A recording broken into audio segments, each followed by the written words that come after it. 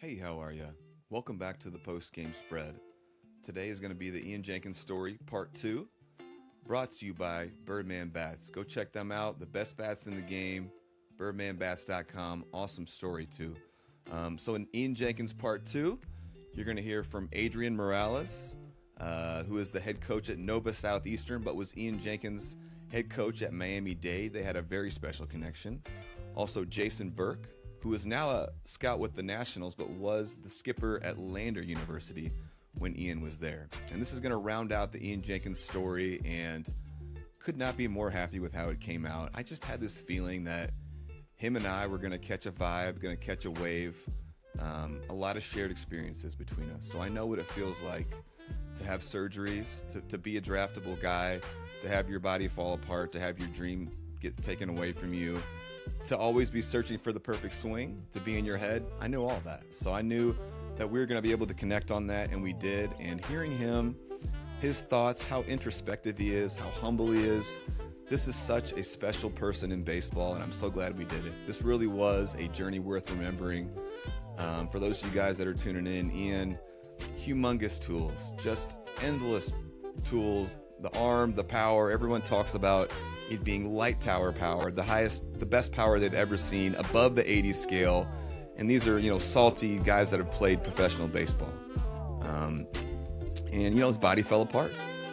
Could not stay on the field, endless surgeries, travel the country, searching for the perfect swing, has now turned it into, his empire. And now he's helping others. And he said he created this for 17-year-old Ian. He wished that there was this available to him when he was on his journey. So beautiful that he has turned his experience into this. You guys are going to love it. So special. We really caught a vibe. We caught a wave. This is going to be the Ian Jenkins Story Part 2. Hope you guys enjoy it. Hey, y'all. I want to do a quick shout out to our sponsors. This podcast is interesting in that I do hometown stories. I'm located in Central Illinois, but I also do national stories as well. So for our national stories, I'm going to do a quick run over of my local sponsors. So if you see a need, I'm in the Springfield, Illinois area. Washco, Strength and Speed, the premier baseball athletic trainer guy in the area. He's incredible. Overtime Training Academy, that's where Jared trains out of. That's where Washco is based out of. Body Symmetry, probably one of the most well-rounded trainers in Springfield, Illinois. It's Chad Marshik. Love the guy. Milner Dentistry.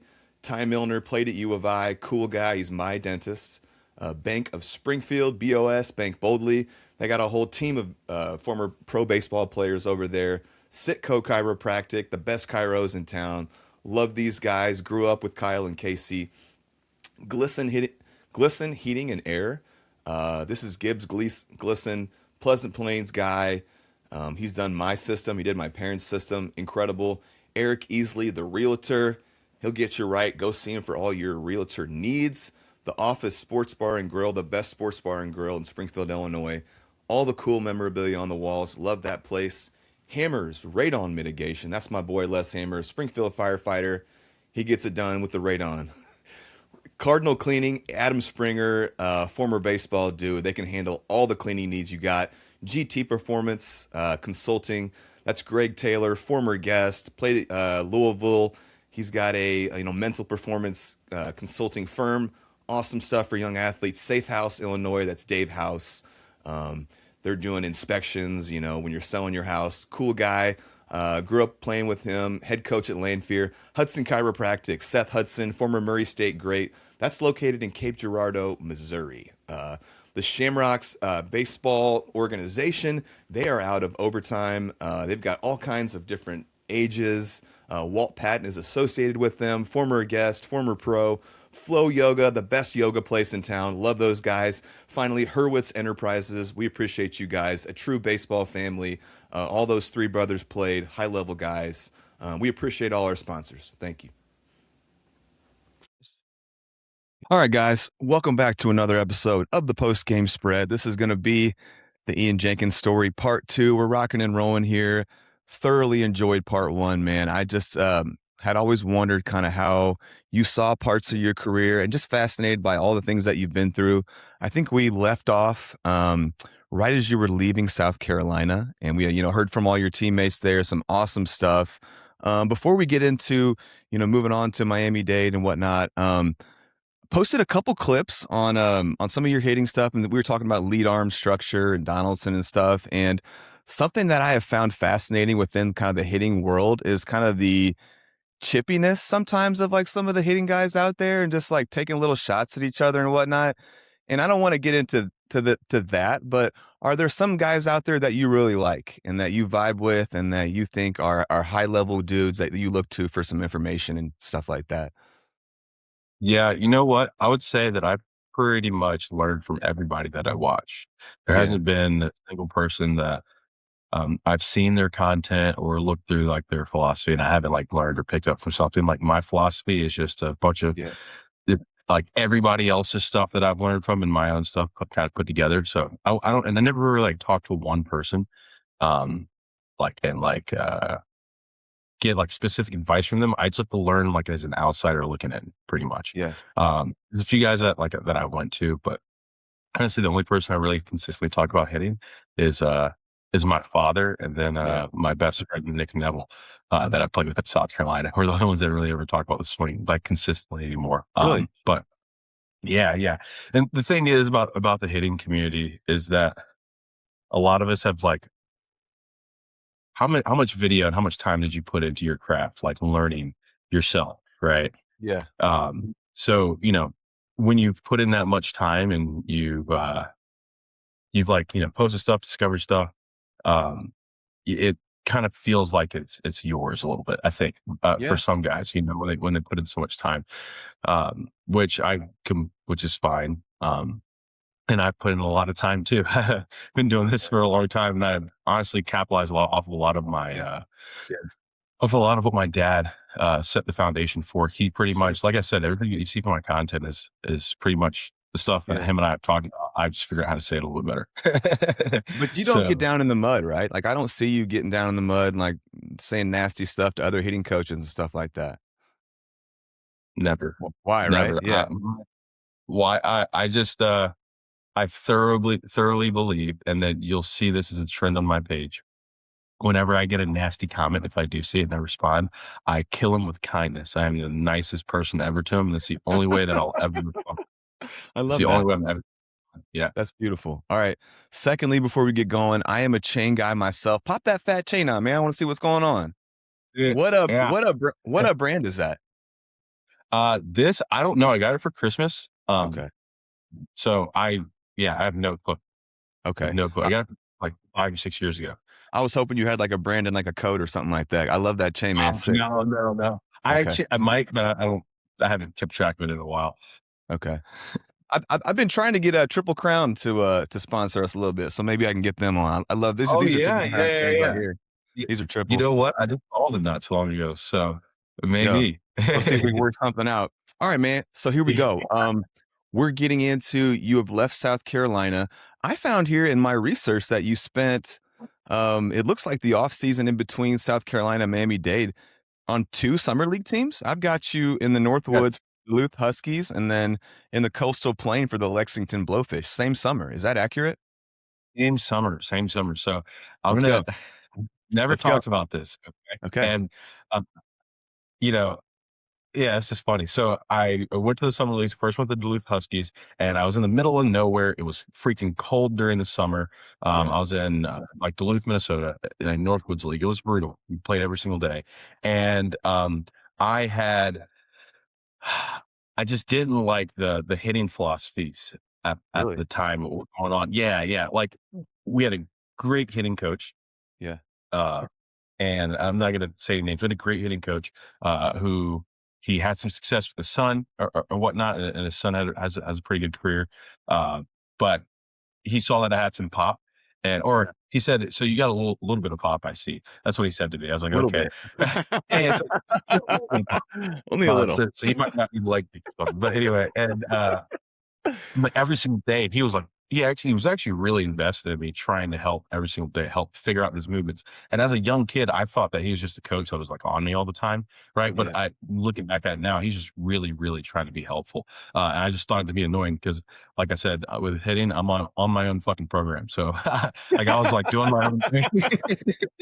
Yeah. But the thing was that I was completely awful. It's like I was like such a bad hitter, right? I'd go out there and I'd swing up in the air, I'd do whatever. And Mhm. after I'd go and strike out and not touch a ball, I'd come back in the dugout and you really couldn't tell me anything, like you couldn't tell me that I was swinging up in the air or what I was doing wrong because you're wrong and I'm right because I've seen this stuff on Twitter. Right. Yeah. That's kind of how it works for a little bit. Yeah. But yeah, so the experience there, it was abysmal. And the part that I haven't talked about is I was not having a good time there, Yeah. and I wanted to leave, and my knee was kinda aching me a little bit, so I just kinda exacerbated the injury a little bit, and I got out of there. Yeah. Summer ball's rough, man, and then right after Sure. right after that, I went to the Coastal Plain League and played with the Blowfish, and I ended up playing the whole time there, and I started out really well. I had some wacky stances, dude. This is, like, the first summer that I actually got to, like, just play and Yeah. strike out, like, my stance starting off that summer Yeah. started here, and then if you're the pitcher, I started out like this. Oh, really? Boom, came in, and it swung like that. Yeah. Was it Tony Bautista used to have the swing like that? You remember Funny that about really people do open? that. Yeah.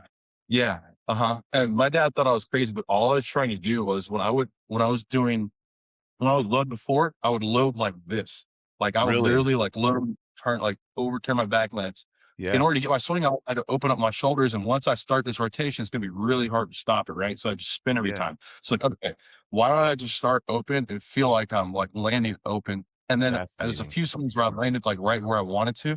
But Yeah. for me, it was just too much movement, too much variability to be consistent with that. And I Man. started off really well, and then I think I ended up hitting under the Mendoza line again. Yeah.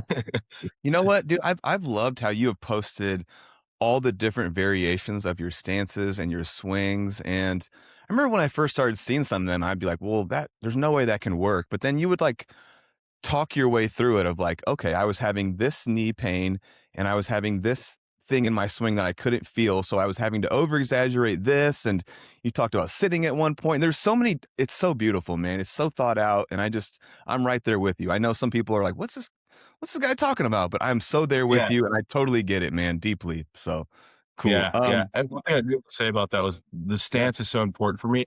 Like every time I changed my swing, I changed my stance because I always yeah, wanted to find a stance that I just kind of naturally landed in a good spot, so yeah. I can get off my swing. That was one of my biggest things. So I was always trying to search for that stance that I could just naturally land in a good launch position. Okay. Love that. Oh, you know hitting guys, obviously, and you know about the hitting revolution. Just got off the phone with Bobby Tewksbury this morning. He's going to be a guest coming up. You know him, right? Let's go. Oh, Yeah. absolutely. I got to meet him the other day at ADCA. It was the first time Really? or second time first time I got to meet him and he knew who I was, just sick.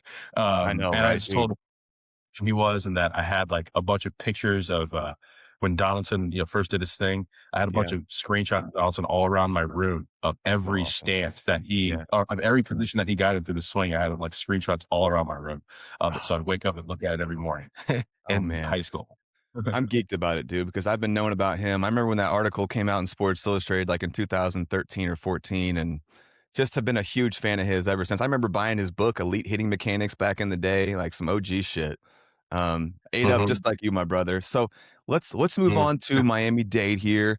Getting there. I love what you said about you needed an opportunity to work on things and to fail, and you didn't feel like you were going to get that opportunity in the SEC. So that was what incredible insight, I guess, just to know who you are and you needed that time. And so we're moving Yeah. on here. Adrian Morales, awesome dude. Love talking to him. Let's just start off with the clip here. Let's go coming to Dade. You ready? Mhm. All right, here we go. Well, when he was leaving South Carolina, I spoke to him and he kind of told me what was his struggles at South Carolina, and I told him come down to Miami Dade and we can work. Yeah, And we bounced a lot of knowledge off of each other, things that helped me, things that I saw help guys that I yeah, coached, and we took it from there, right? And the couple years that I was with him, he was very successful in spots, right? yeah. He'll be really good for about a month, I saw that. and then he would struggle for about 2 weeks. Yeah. And a lot of it had to do with his own self, right? It had nothing to do with the pitching he was facing or anything like that. Yeah. So much information is out there, and Right. he would try a bunch of things. But I thought that there were certain things that he should have stuck with, and we debated. And most of the time, if you don't believe in something, right, you go with what you're comfortable with. I saw you shake your head there for a little bit. What we got? Dude, my eyes actually watered because that guy is. I've had a lot of really good coaches and a lot of coaches I respect, but that has been the most impactful coach in my career Really? by a long time. Like, that guy means so much to me. You have no fucking clue, man. That is the best coach. Like, for being a hitter, because he's a hitter as well. Tell me why. Like, I had a really good Lander. He's a pitching guy.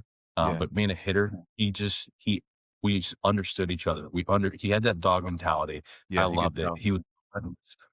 He had the same thirst for knowledge, and he was a gamer. Like, and he let me try and let me fail, and he gave me opportunities. Dude, I remember it was JUCO, so we had no rules, right? And we could work whenever. So true, man. No rules. Yeah, he would get. This head coach would get his ass up 8, 9 a.m., throw to me and a few other guys at 8 or 9 a.m. And then I would go to practice. Show up at practice a little bit early, and he'd throw me early BP. And then after practice, he'd throw me BP after practice. Man. Like that. Yeah. If I needed it, he was there all the time for any of us. And he's so right about some of the things that he said, but I just want to give a shout out to him because I don't think I've gotten to tell him that he's been the most impactful coach in my career. One of the best decisions I ever made in my career was going down to Miami Dade and getting to play for him. That was beautiful. I will be sure to put that out as a clip. I love doing little stuff like that for, pieces like that. So we'll send that to Coach Mo. I love talking with him. You could just tell he's like a fiery baseball guy, So cool that you guys found a cool connection there. Let's move on to our next one. This is called Adjustments. Here we go. There was a specific at bat where we tried to put his hands in front of his face. One's funny. Really? And he hits a walk-off homer. This is in the on-deck circle, right? He's like, hey, Mo, I've punched out 2 or 3 times already. I'm facing a submarine guy. He's going to throw me straight sliders. I'm not going to be able to hit this guy. And I said, Jenk, let's put your hands in front of your face, and you're going to strike out anyways, right? Let's see what happens. I love it. Dude, it's something clicked from that game. Yeah. He goes yard. We play a doubleheader very next at bat against a guy who's going to Miami, University of Miami. He's up to 94, 95, and he takes him deep. Same thing, hands in front of his face. Really? And it was just kind of get him to separate, right? Foot going forward, almost like Little League stuff. Foot going forward, hands going back. And that's exactly what it looked like, and that's exactly what he did, and he goes yard. Fascinating. And I think we played during the week, and it was so hard for him to replicate that because now he's starting to work on it. Right. Yep. Right now, you're starting to think about it instead of, spontaneously he did it and it worked out for him. And he goes over and he's like, hey, I don't feel comfortable doing that. So he reverted back to some of the stuff that he was doing before. Yeah. But those are kind of certain conversations that me and him had where it was tough. Yeah. Right? Because there's things that I would see. Absolutely fascinating. What you got, man? Let's go. Man. Oh man, he's exactly right. I remember when it happened. I actually sent him the video of it last night because I was going through my Twitter, old Twitter, like stuff that I was sending people and way back when, just trying to find old videos of my swing. And I sent him the video of me with my hands in my face and I pulled back. And dude, he was right. I went absolutely crazy. I didn't think about it much. All I did is put my hands in my face. I was like, okay, just be smooth, hit a ground ball to second base. That's it. Like that's all I try to do. And I just destroyed baseballs. And then he was exactly right. The reason why I couldn't replicate it was because after I did it once, I had it on video, I then tried to copy it. And that's been one of my biggest challenges in my entire life is understanding that what I see on video and what's actually happening, in order for me to achieve those movements, I cannot feel what I see. So I'll take a really good swing and then I'll look at that swing. That's what a good swing looks like. And then I'll try and replicate how it looked. Right. Yeah. But the feel that achieved that swing were completely different. We're a different set of rules and what I actually need to do to get makes That's sense. deep. So that would be one of my biggest challenges. Yeah. So that's why video was detrimental to me at some point, because I didn't know how to actually watch it. I didn't know to look at like, okay, that's Yeah. the feel. That's the Yeah. reel that all my feels produce. Instead of, okay, that's the swing. Let me try to replicate that. If Wow. that makes sense. Like I try to reinvent the wheel without knowing it. That's fascinating. And that reminds me of what you talked about, being at South Carolina and going nuts for a little bit, but you hated how it looked. You couldn't be at peace with how it looked on video. So you were like, even though I'm hitting jacks and whatnot, I can't do it because it doesn't look right. Yeah. That's Yep. fascinating too. And I get that too, man. So did it pass the eye test though? Like on video, like were you getting depth that you wanted, or did it not look right at Dade? Dude, it's the swing that I have on video is arguably one of the best swings I've ever taken. Dang. You could I mean, it's yeah. funny because you can hear like obviously this dude loves you and you guys have a special bond, but you can hear like some exasperation in him, like, dude, we had it figured out. Like, why did you not stay with it, you know? Yeah. That's I baseball, right? trying to replicate, overboard trying to replicate. And the part that really Yeah. sucked, and that I probably, and then you never really look at it from this perspective, but I might have hurt his career a little bit as well. Is I was a dude, like our field was 434 feet to center field for wind blowing in at Miami Dade. It was a really big field, right? Yeah. I was driving balls out of there. I was hitting balls out of there, and I had unreal pop. And we got to a point where I was like clockwork. And if I'm making consistent contact with my power, I'm the best hitter in the nation, because all I got to do is get a little bit of the ball and it's going to go out, especially for a normal field. And every Yeah. time we got there, I would look at the video so I could replicate it and come up with a process that I could follow, and I'd screw it up every single time instead of just doing the damn thing and being an athlete, Yeah. you know? Yeah. Dude, I love how introspective you are, and like you've really thought about these things deeply and you're accountable for all parts of your career. I've never heard you be like, this guy steered me wrong. This was this guy's fault. It's all you. And I really Yeah. respect I'm as the a one who man. did everything. Yeah, Yeah. absolutely. Absolutely. And I feel much better taking accountability for it. I would hate to have put the fate of my career in somebody else's hands and into something that I cannot control. I would hate that. I'm happy that I made the mistakes I made. I can help a bunch of other people out now. And just like going back and looking at some of the videos, like I called my dad 3 days ago. I was like, Dad, what the fuck was I doing in South Carolina?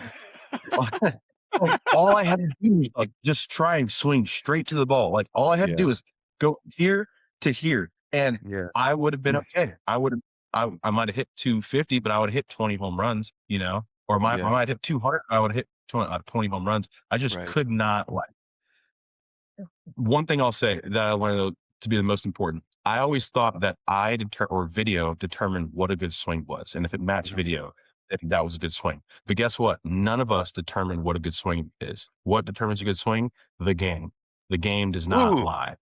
Ooh. The game a good swing is, and that's how that's your gold standard. If it's working in the game, continue to do the thing that works in reality. Right. Yeah. No, dude, I totally get. Hey, where is Chuck? Is he still in Georgia, or is he around where you're at? Georgia. He's in Georgia still. So are you going back and forth then? Because you're still doing. I still see videos with. How's this happening? Are these Oh old yeah, videos? no, some of them are old videos, and we see each other once a month or so. Okay. At one point, it's even like once every 2 weeks. But yeah, Okay. we're together all the time, even though we're on opposite sides of the country. Have you heard? Has Chuck listened to part one? I haven't heard from him. Yes. Okay. Yes. Cool. Absolutely. I know My entire community has listened to it. Everybody that I have like a connection with has listened to it. I thought it was fire, and like I've got a group text with like Jacob and Josiah and those guys, and they think it's fire too. So anyway, all right. That's great, man. Are you enjoying yourself, like doing this deep dive and hearing some of this stuff? Is it Dude, cool? I love this. I love this. I can I tell. love this. Hopefully you can tell by my energy. I think so. Well. I think so. Yeah, my man. All right, next one is going to be called Monster.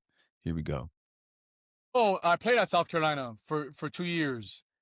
Really? And I called our team manager at the time, who was still there, and I said, "Hey, is there any guys from South Carolina leaving? That's a freshman that can come and play JUCO down in Miami Dade." Yeah. He's like, "Yeah, we got this guy who's a monster, Yeah. but he doesn't get playing time. The coach doesn't like him that much, and he has struggled. And but if something clicked for him, you're talking about a guy who can hit 15 to 20 homers in a JUCO season."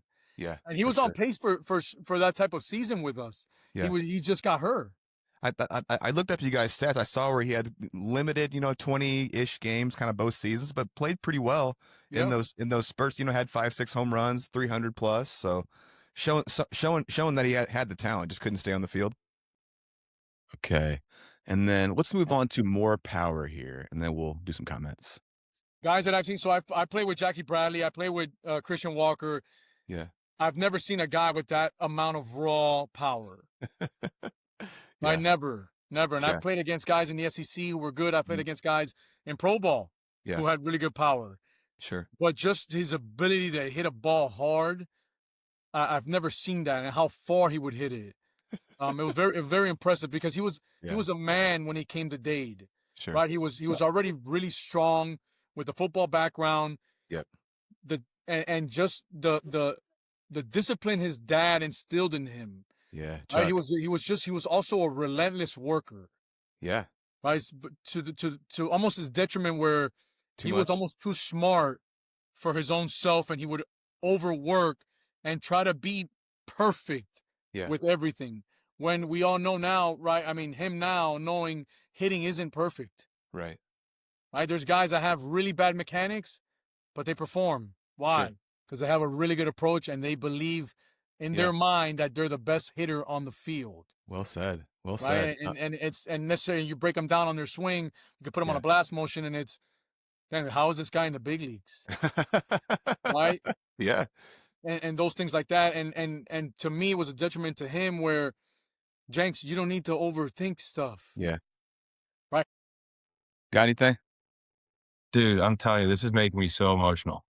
Really? Because I'm reliving the memories, I'm reliving the time, and he's so right. He's so right. I worked myself into oblivion. I was my own worst enemy. And it's so funny to think about that. He said something there that what he didn't say spoke louder. Was he said when he came to Miami Dade, like the body, he was already a man, right? And I had the raw power. But what did he mention? What did he not mention? My mind. My mind was the only thing that was not there. It was always a thing that held me back. Really? I had the body, I had the raw tools, but I let this control everything and didn't allow this just to play the game and compete. One funny thing I realized is, especially after going back for this podcast, I actually never thought I was that good of an athlete. I never thought I was that good of an athlete, right? Really? And like always inside. And so going back and hearing these guys saying, "Oh, Ian was like one of the best athletes I ever played with," or "He's the most one of the most physical guys I've ever played with," hearing that is mind blowing to me. And it's just so funny how your mind can almost play tricks on you, because I believe myself athletic, but on the outside, that's what they saw. I just think it's hilarious with just that dichotomy of difference of that. And it shows how much like influence your mind actually has. And if you want to give it something like that, you can go down a spiral. You know what I mean? Or you could choose not to believe that kind of stuff and like actually buy into the real stuff that's going to help you. Like actually believing that you're the best in the world, believing that the other guy in the mouse is not better than you, believing that the work that you've already put in is going to help. Like, it's really cliche things to say, but there's a certain element of just letting yourself play that that my mind never, I never allowed myself to get to, because I just wouldn't let go and be free. Yeah. Man, that was so beautiful and eloquently put. I kind of wondered where your head was at during your career at times. Like, were you a guy going up in the box like, man, can nobody touch my shit right now? I got this? Or was there just wheels turning? My thing was, I didn't care anything about approaches. I didn't care anything about the guy on the mound. All I cared was that if my pattern is correct, there's not a pitch that he can throw that I can't hit. If my weight distribution is correct, not my scap is pinched, and I do these certain things in this sequence, then I am forever adjustable. I can adjust to any pitch at any speed, and I can hit anything in any location for a home run at any time. I actually believe that. So when I went up to the box, all I was thinking was, if my mechanics are right, it's over. Bro, here's the thing. I know. I get it. I so get that. Yeah. I say this to people and it doesn't hit home. But if you've been through it, I feel like it does. My entire career, I was swinging. I was chasing a pattern. There's only a few times in my career that I actually hit. Went up there and hit. And every time it was usually the same reasons. It's because Ian went up there and got desperate because I was struggling trying to do all the swing stuff. And when I get desperate, I go to a two-strike approach. My swing gets smaller, and I just try and touch the ball and make contact. Then all of a sudden, I start driving the baseball, right? And I start hitting the ball well with that two-strike approach. Then I go look on video. The swing's not the pattern that I want. Starts the cycle again of me trying to get all the moves instead of just listening to the game and doing what's working for me. Oh man, I Yeah. love it, dude. Man, you're one of the guys. I don't know if it was Josiah or Jacob said that like no one has spent more time learning about hitting than you. Like nobody. It's not possible. And I'm so glad that we're here, man. We are supposed to be doing this story. Let's go one more here clip. This is called Story Time. Adrian, here we go. As a player and as a coach, I've never given a guy a cue on the on-deck circle right before he's about to go hit, and the guy hits a home run. Right. Right, I had never seen that before, and to me, it was just a testament to how good, how adjustable he was. Yeah. Well said. Right, where there's times where he would hit like Barry Bonds, and he'd choke up, and he'd be yanking the bat, and then home run to left field. Right, and that's kind of why he tried out so many things, because it almost like it worked fast. He didn't take so much at bats for something to click. Yeah. Right. So when you struggle for 3, you're like, okay, let me change something, because I know that if I change something, it can click for me because it's already happened for me. Sure. And that to me is kind of what hurt him, where, dude, if somebody gave me an adjustment and I hit a home run my next 2 at bats, there is no way I'm changing. Right. Right. And he's so stubborn in a good way, right? He's so stubborn, and he works so hard. And I know his dad was a big part of his success and a big part of his life. To this day, I see his dad flipping him in the cages and giving him some cues. And nobody knows the swing better than your dad. Right. Nobody, right? We see Michael Brantley's dad watching him hit BP during the World Series and giving his son still cues. Right. Right. We're talking about a big league hitting guy. Yeah. Player who's been in the big leagues for over 10 years, 100%. who's hit for high average, and he's still getting cues from his dad. Right. So I even had a sit down with the dad. Hey, look, this is what I think is why he's struggling, with the off speed pitches, because he never struggled with the heater ever. Yeah. It was more the off speed pitches. And the dad would tell me, I agree. But it was still the constant battle between Jenkins and reverting back to what he was comfortable with, or wanting to see something else, and not comfortable enough with what we were doing. Sure. But again, it goes back to, dude, your first 2 swings, you went yard twice. I would work off that. Yeah. Funny. That's so funny. Got anything? Yeah. Number one, I love you did this is a cheat code for my entire life. Looking back at this, like when you said that I haven't looked at, or somebody said that nobody's seen anyone study the swing as much as I have. Yeah. It's not really swing that I've been studying. I've just been studying Ian the whole time. Like it's been just me learning myself this whole time. But going back to what he was saying about, I made an adjustment and it would happen fast. The thing was that I never thought I was a crazy athlete, but I knew that I had power, right? Yeah. So I knew that I could get away with a lot of BS because I had a lot of pop. Mhm. So like anytime I hit a home run, I wasn't really convicted that was like the right pattern, because I knew that I had so much pop. I just had to touch it and it would go. Well, if that's true, why don't you just try to touch it? But anyway, I just kept like, yeah. So every time something would happen like that, I would think it'd be like a bloop or something, just because I had a lot of natural pop. Yeah. One thing I heard in there that I thought was really cool is the Michael Brantley thing. And I'm sure you've seen it, but his dad, Hey, buddy. You got a dog over there? So Mike, if you guys that don't know, Michael Brantley's dad is still essentially his hitting coach. And like Michael Brantley will be down on the field for a game. His dad will be in the stands and he'll be looking up at him, and his dad will do something very subtle, just like, or it's the smallest little cue. And just like they have this language, you can tell that I imagine same with Chuck, right? Yeah. Nonverbal language. He can look at me and like his body might move, or he'll signal and it'll say a whole paragraph. We'll have a conversation with our eyes like that. Yeah. Did the exact same thing with my dad in high school and college as well. I deeply get that. So Dade stuff. So there's some injuries, some success. What kind of stands out from your time there in terms of like growing as a baseball player, stories, memories, anything? What you got? Yeah, it was a big turning point in my career, because like I said, I got down there and I got to figure a lot of things out. Yeah.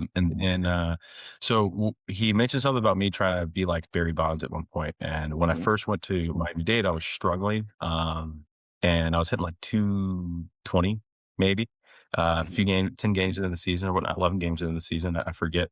And then I called my dad one day and I was like, all right, dude, like I'm done trying to do all the hitting Twitter stuff. Common theme, right? I am done trying to do all this stuff. I just want to hit. Like, show me what I need to do to put the ball in play. I'm tired of not touching the ball. He Yeah. calls me, we're on FaceTime for 2 hours, and then we come up with this thing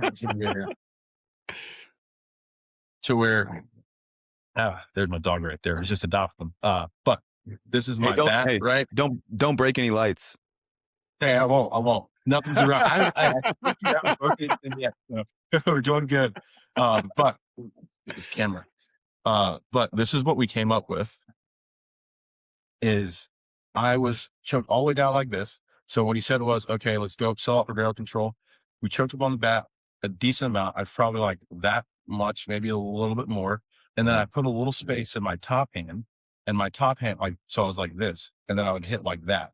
Now my top hand was so high that it felt like my top hand and my barrel were the same thing. It was almost indistinguishable when I was sitting up there in my stance.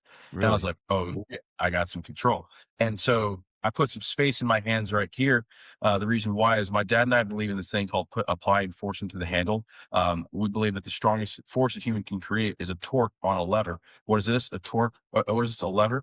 This space is going to be our fulcrum, like our fixed point that everything goes around. And then these hands are going to put opposing forces into the handle to get the barrel to accelerate. Now, some guys like to do it like this. My father and I, like Barry Bonds, we try and do this with like a tomahawk, right? So for me, all I was trying to do is I had the hands at the ear, and then I would like do like a little tip, and I would just let the ball come to me. And I had this thing called a V, like a top hand V. All right. I talked about this in one of my Barry Bonds videos. But I'd be like this. And all I'd be trying to do is I try to catch the ball in this top hand V. I'll just sit there, let it come to me. I'll just like line it up like this. And then as soon as I felt like I lined it up here, from there, I literally felt like I went like that. I tried to roll over. Yeah. I tried to literally roll over the baseball like this while keeping my front hip closed. Weirdest thing ever. Like I tried to literally roll over my wrist and keep my hips closed, the complete opposite that I did before. All of a sudden, barrel. And I was like, what's going on? And the next 23 at bats, it's 16 for 20. I'm going to get the numbers wrong a little bit, but I went 16 for 23 and I caught 22 barrels, and hit like 3 or 4 home runs. My last game, I'm choked up like this. First AB, I like take a breaking ball, and Morales is mad at me because he knows I can hit that out first pitch. Ended up like hitting a line drive to right field and getting out. Jenkins, like, you got to take advantage of that first pitch you can drive. It's like, okay. Next AB, homer, and next AB, homer. And I'm like, I got it. Like I just hit 3 barrels. I just hit 2 home runs on 3 different pitches.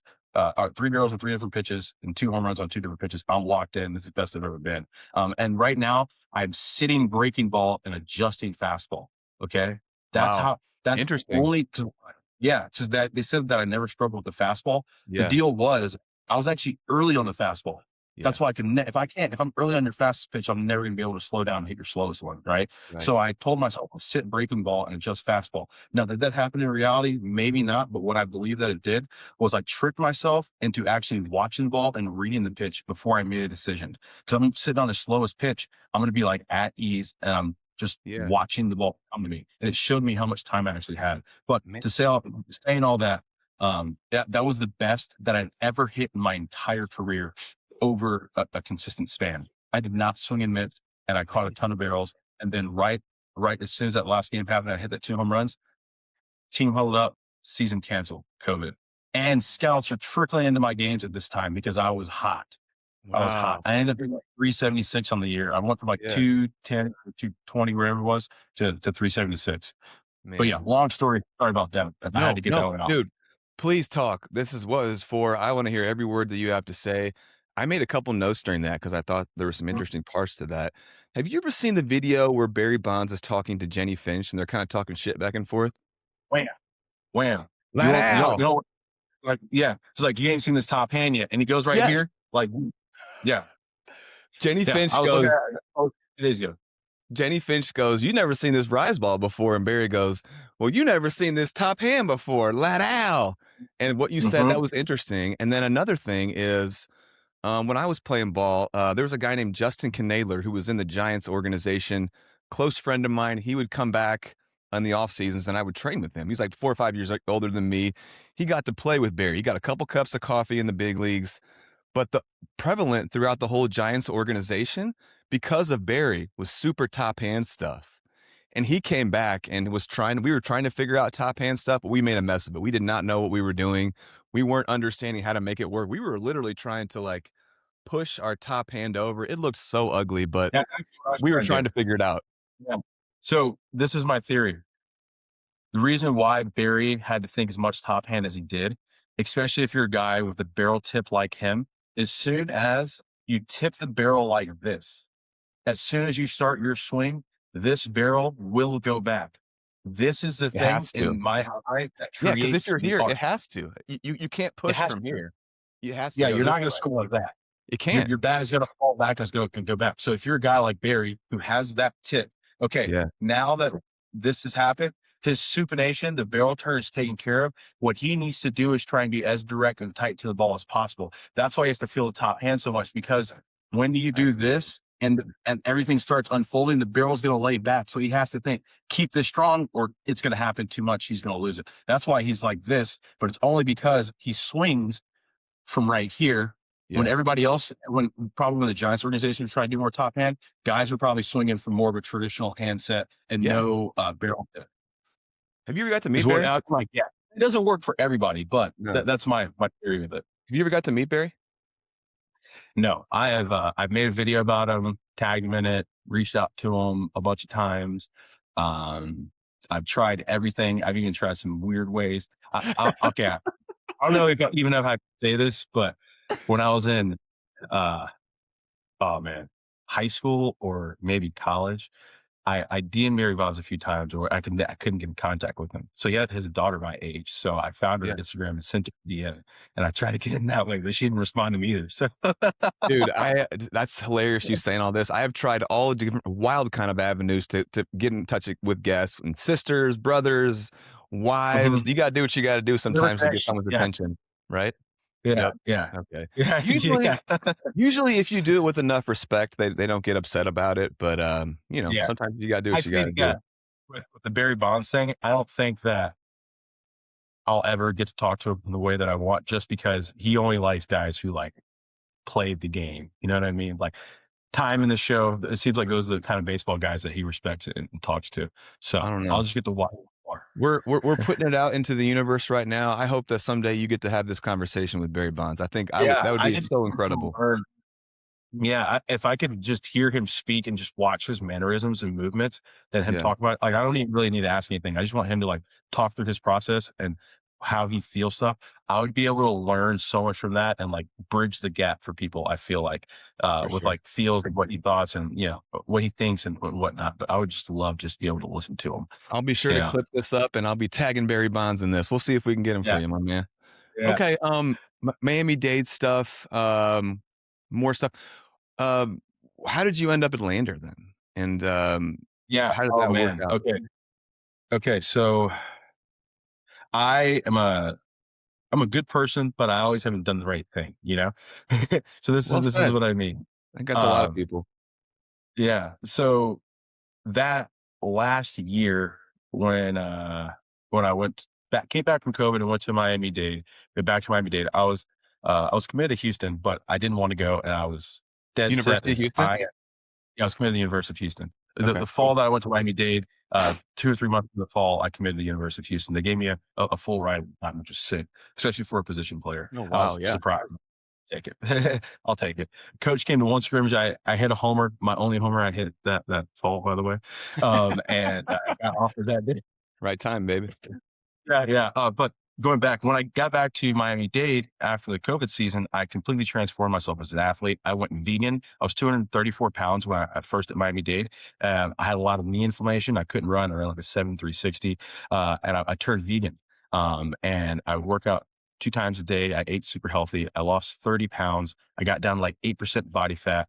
And then I started to bulk up a little bit after that. But when I came back into the season, I was 215, 220 pounds, shredded out of my mind. I ran a 6.560. I was throwing a little over 100 from the outfield, and I was hitting balls routinely 500 feet in batting practice. Like, I completely transformed myself, dude. I got an Olympic track coach that I ran track 3 or 4 times a week with him. I was on like rotational power workout. I was doing everything under the sun. Like, I was just in a lab every single day going after it. And my diet was locked in. I probably could have had more protein, but I got good genetics, so I lucked out.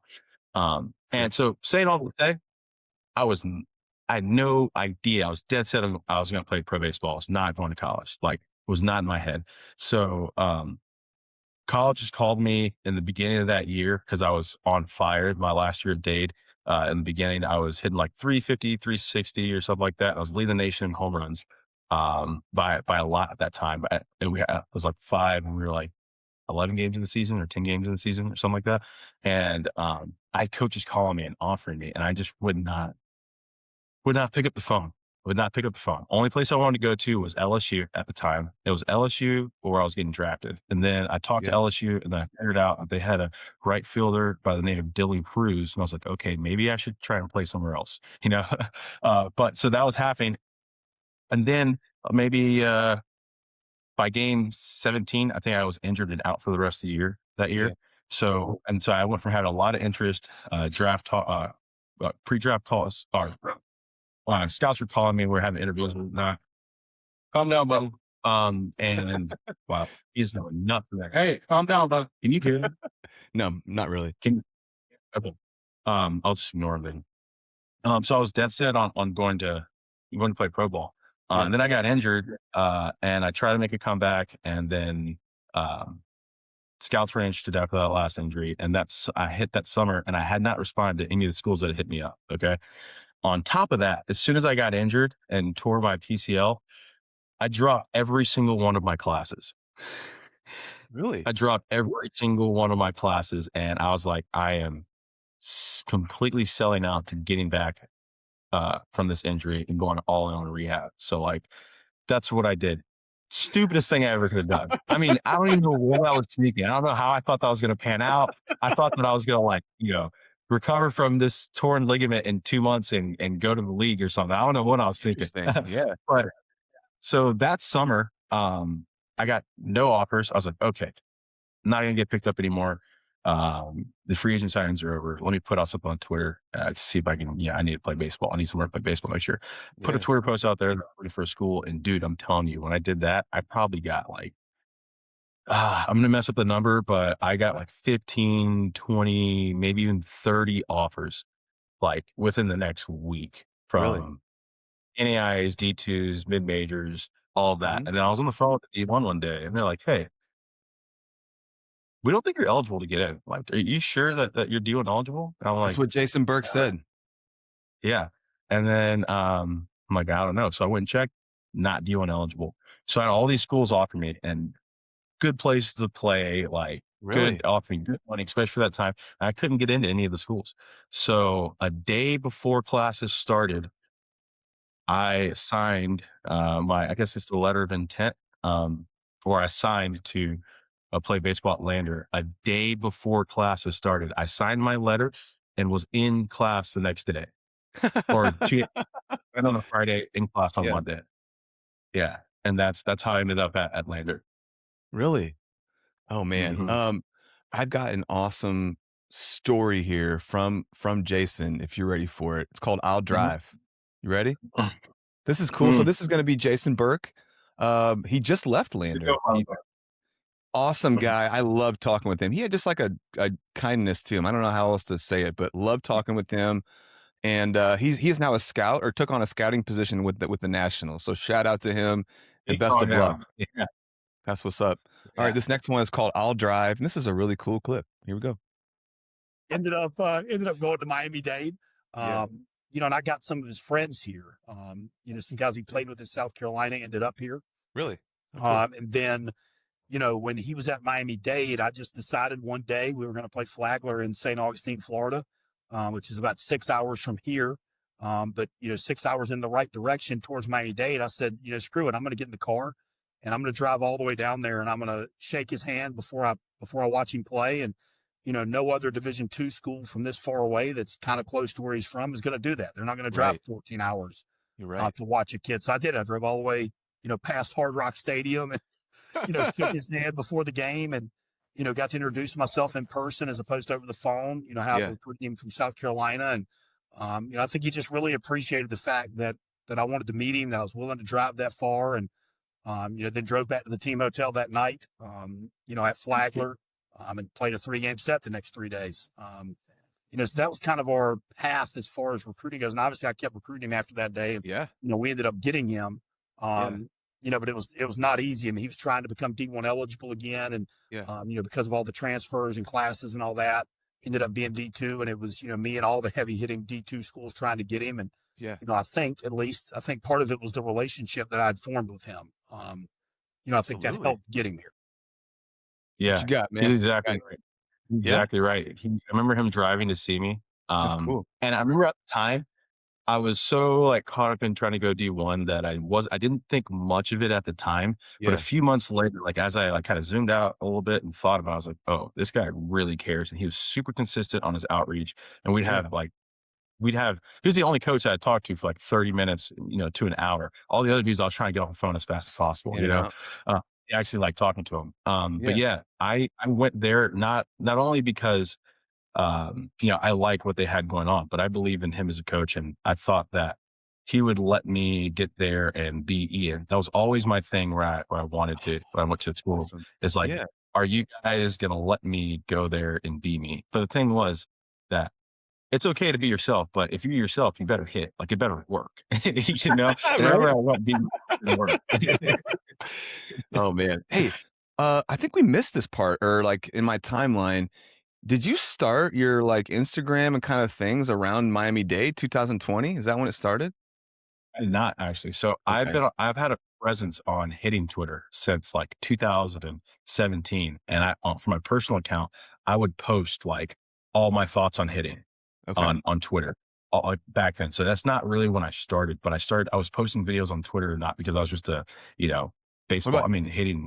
What about Instagram? I didn't start posting on Instagram until 2022, maybe. Yeah. Really? Summer of 2022. Yeah. Wow. Mm-hmm. Okay. Okay. Then we'll just move on to some more Lander stuff here. Then let's go. Next clip is All He Wanted. Here we go. Yeah. I mean, once he gets, and you can tell this with his business now, obviously, and, you know, once he gets fixed on something, once he gets, you know, an idea, or once he, you know, kind of, you know, decides what he wants to do, man, he is as in it as in it can get. You know, and, you know, honestly, very few people that I've coached or been around, you know, are like that. It's hard to find those people. And, you know, most of those people become coaches. You know, they're so devout into the sport, and their identity's almost wrapped up in it. Right. You know, and like it was only 1 year, but I coached the guy who won the Savannah Bananas, Jesse Cole. And, you know, Jesse's the same way. He's very wrapped up in that. You know, he loves that idea. He's driven by it. He's passionate about it. And Jink was the same way. I mean, his development as a player, you know, and learning how to hit, learning everything he could about the game, you know, was all he wanted to do. I mean, it was, you know, so much that I had to like, you know, beat him into going to class and doing his work, right? Because I hate to say he didn't care about that. He was doing that just to be eligible. You know, he just wanted to learn how to be better at baseball. And, you know, that's how I'm relating to Jesse with the Bananas is, you know, Jesse's so driven by what he wants to do, and Jink's the exact same way. Okay. And then what kind of injuries were we having at Lander and the body? Where's your body at during all this? Like, you were still falling apart, weren't you? Yeah. So when I got to Lander, I was injured. So when I got injured at Miami Dade, and I was that summer trying to go to Lander, I had a torn PCL, MCL that I was rehabbing from. And I also broke my kneecap as well. I broke a bone off of my kneecap. So every time my like kneecap would slide up the epicondyle right there, which is every time I would flex my knee and move it and move, it would hurt. It was like this like stabbing pain. So when I got the lander, I had the broken kneecap was the thing that was bothering me the most. So I would get my knee drained like once a week to like maybe once every 2 weeks because it would be so big and I couldn't hit. But that's what I was dealing with that first year at lander. Yeah.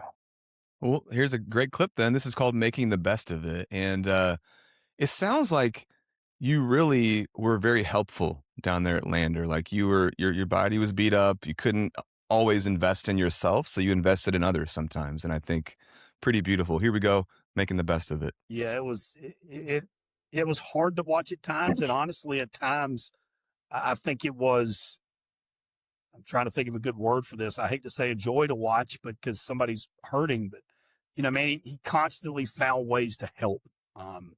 It didn't matter if it was him feeding the hack attack or the 8-tech or, he would film, guys complete at bats and break them down for them and, talk about swing decisions and approach. And, like if he wasn't hurt, I think he would have been so, tunnel visioned on himself that he maybe would have never been as great of a teammate as he was. Oh, that's cool. He had a lot of times where, him and Gary Garrett were very close here. And, Gary's senior year was insane, and Jink was gone by then, but I still accredit, a lot of his success, Gary's success his senior year, really? To Jink. I think Jink drove him to be a better hitter. Wow. And I think Jink would not have had the time to do that because of how much time he would have spent on his own craft if those injuries didn't happen. That's beautiful stuff. And I mean, you had a pretty good following while you were at Lander. Still, like I remember, and I've been following you for a while. Like I remember you posting that video, that freshman hitting that absolute tank, letting it go. Like there's some awesome footage at Lander. And there's also all this talk about, or Coach Burke said that one of the ways he sold to you was that tons of pro guys come back and throw there and that you're going to get a ton of pro, looks or in that way or pro competition. And that was something that you thought was cool too. Right? Or do you remember that? Oh, that was the best. That was one. I forgot to mention that, but that was a huge part of me going there because I'd be able to get, the at bats and face a level of pitching that, I would face when I was playing pro ball. So yeah, it's huge. Those videos of you facing the pro guys and just like you breaking it down too, like, okay, he did this and this is what I did here. And like, so cool, man. And it's so funny because my stats against those pro guys are so much better than my stats against anyone else. It's insane. What do you attest that to? A few things. Every time I faced a pro hitter, I was always coming back off of, a pitcher, I was always coming back off of an injury, which means that I could not spend a ton of time in the cage just screwing up my swing, basically. So like I minimally to that point. And then another thing was that I was more focused because they had like velocity I hadn't seen in a while because I was D2 arms versus the one dude that I raced into playing for Team USA the next year, Bard, right? He's up to 100, right? So it's like, okay, I just got to make sure that I'm early. And the thing about that pitching and that I realized is what I really need in my career after that day was, and I noticed that at Miami Dade too, because I got the opportunity to do it once, but just take live at bats all day. They make me so much better than just hitting BP. Oh my God. Oh my God. It's ridiculous. Like I can actually and because I'm not videoing it, I'm just going off a feel and like making real adjustments. So, when I got to that day, my first at bat, I think I walked. I'd swung and missed twice, and I walked.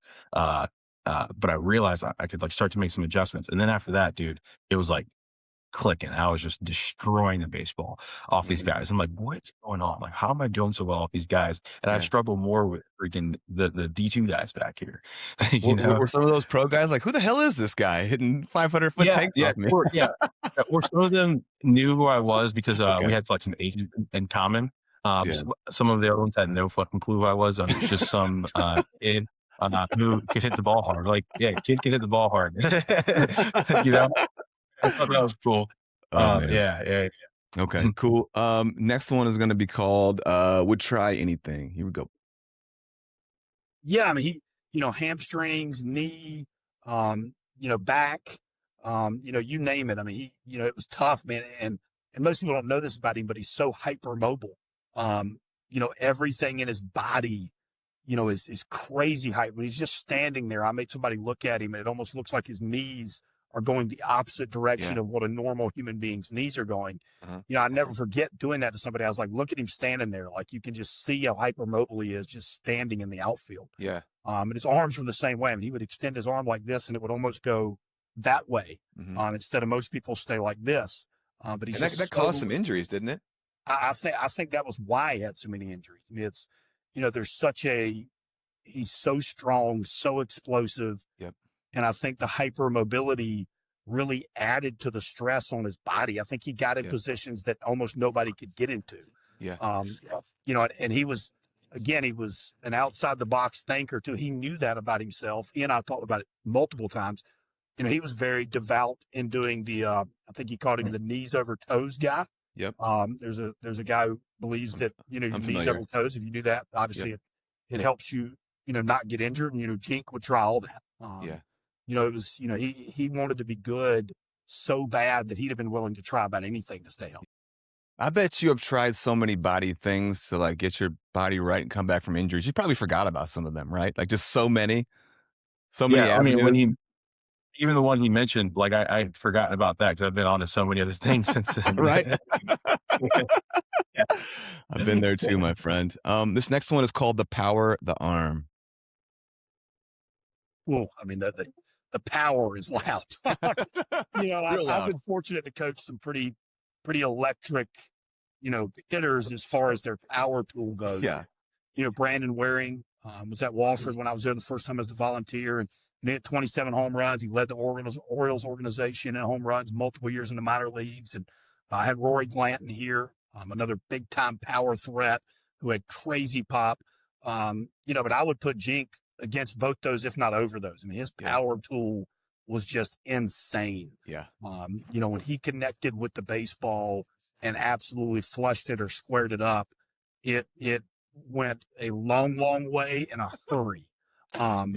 It was just fun to watch. It was the loudness of that tool, was so big, and the other ones were good. I mean, he, obviously a very physical human being, very, mature in the weight room. And, man, he could really run. He had a bazooka for an arm. I mean, he'd never thrown a bullpen in his life, I don't think, at least. And he asked me to do it one day. And I think the first pitch was 92 or 93.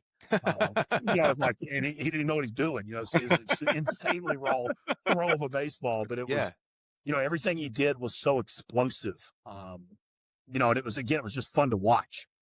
Okay, love that. Obviously, everyone talks about the tool. That 92, 93 was a cutter, by the way. I couldn't throw a four-seam to save my life. Have you ever let it go off a mound, just like straight fastball, everything you got?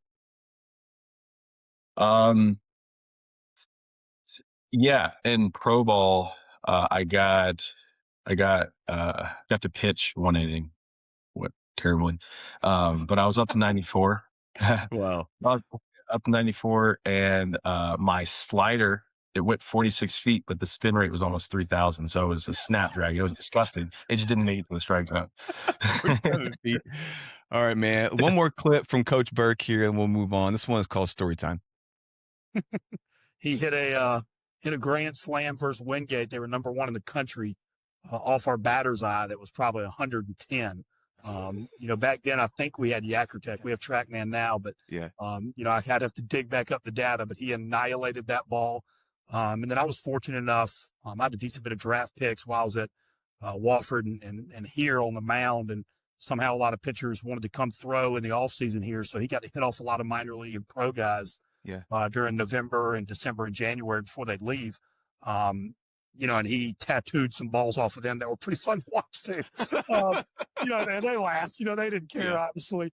But he enjoyed that. I mean, I think it was a little bit of why he committed here was, I was like, hey dude, if you come here, like, you're going to get to hit off big leaguers. There's going to be big leaguers on our field, in January ramping up for spring training. And, I think that excited him. I think he's like, that's really cool. Like, Burke's going to let me hit against these dudes. And, it was fun for him and fun for us to watch. That concludes our Coach Burke clips. You got anything off that one, or keep rolling here? What are you thinking? No, it was good. It was fun to hit off those guys. And I think the opportunity to help those guys actually helped me a lot. Not only in my career, but what I'm doing now as well. So yeah, absolutely. For sure. Do you have any like best memories or anything like that, or before we move on from Lander stuff or anything like that you want to share before we go? I enjoyed practice every day and just getting to talk to the guys at Lander because of how Coach Burke was. You kind of see his demeanor and Yeah, his temperament. It was really fun to be at practice, and yeah, it felt like a brotherhood. So I always really enjoyed just going to practice every single day. And being hurt, he allowed me to help hitters a lot, and I enjoyed yeah. getting to do that. So thank you for that, Coach. I love that. And did you now were you working harmoniously with their hitting guys there? What was that relationship? Yeah. So at the time, my first year is a guy named Ricky Santiago. Okay. And he's now a hitting coach of the Pirates, I believe. Yeah, Um, he was a hitting guy then, and we hit it off really well. And yeah, we worked together in some capacity. I never overstepped with him. I never told him something that I never like deviated from his message yeah. to the best of my ability. But yeah, it was a pleasure working with him. I enjoyed to be able to do that. Okay. Then let's move on. So did you think once you're I mean, obviously not the I'm sure you would have liked to have more success at Lander, less injuries and whatnot. Um, when your career ended there, did you think your career as a player was over, or did you know that there was still more to go? No, yeah, that's the thing. So I ended up having like 2 senior days there, uh, kind of. The first one, I was trying to, get signed to go play any ball. I ended up coming back. But the last one, I had no clue where I was going to play. But as soon as my season ended, like I just knew that my career wasn't over. I just like Yeah. felt it, like Okay. it's not over. Or there's just something about like I know a lot of players when it's the game is finally over, they kind of like deal with it and they can recognize it and they, have to Yeah. like almost like mourn the loss of their career. I haven't 100%. been through that. I Right. think it's because I've been in the weeds still. Yeah. So yeah, I never really got to experience it. I always feel like I'm getting back out there. Okay. Well, then take me through getting hooked up with the Oakland Ballers. So we had a short stint in independent ball. I'd love to hear about your time doing that. How did that happen? How did you end up there? Like Yeah, tryouts? Like how? yeah, How? Let's go. yeah. So how it happened, I came to hit with Craig Wallenbrock in Arizona Oh, early yes. 2024. Okay. And while I was there, I was following somebody online. His name is Micah Franklin, and I Yeah. think you know who it is. Yes. And I saw him on Instagram and shot him a DM and said, "Hey, can I come be a fly on the wall and just like learn?" And he said, "Yeah, absolutely." So I came in, I just watched, and Cody was hitting. Cody Bellinger was hitting, and they were hitting off the hit tracks. And I saw the numbers he was hitting. I was like, I could do that. I could do that.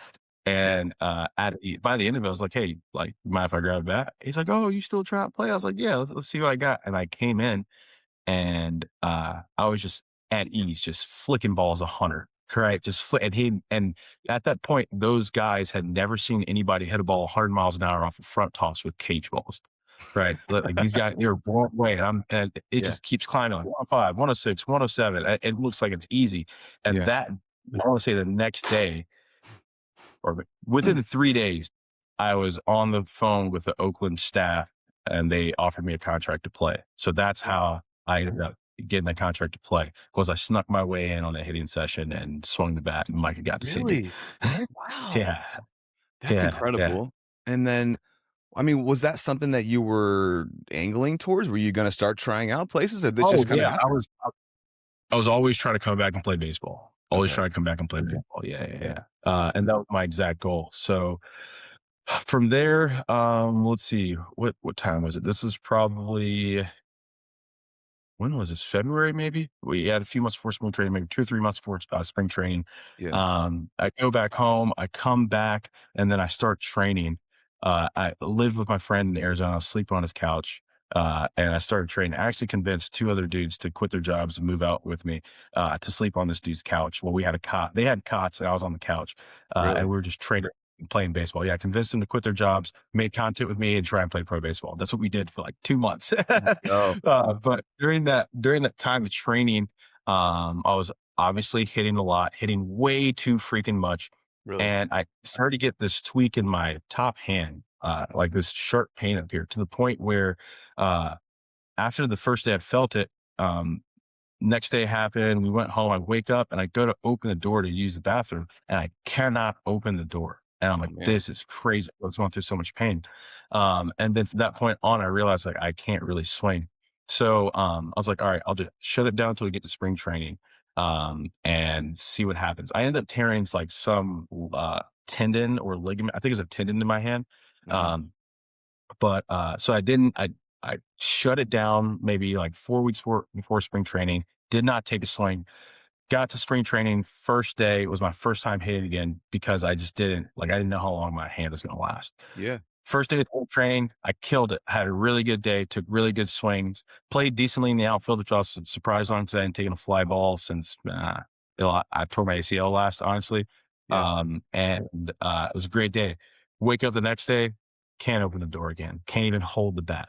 Yeah. So from there, I ended up getting put on the injured list, and I was Yeah. on there for 2 months. We ended up going to play to Colorado. When we're at Colorado, I drive like 4 hours to see like the doctor. I forgot his name. He's like a leading hand and wrist specialist in Vail, Colorado.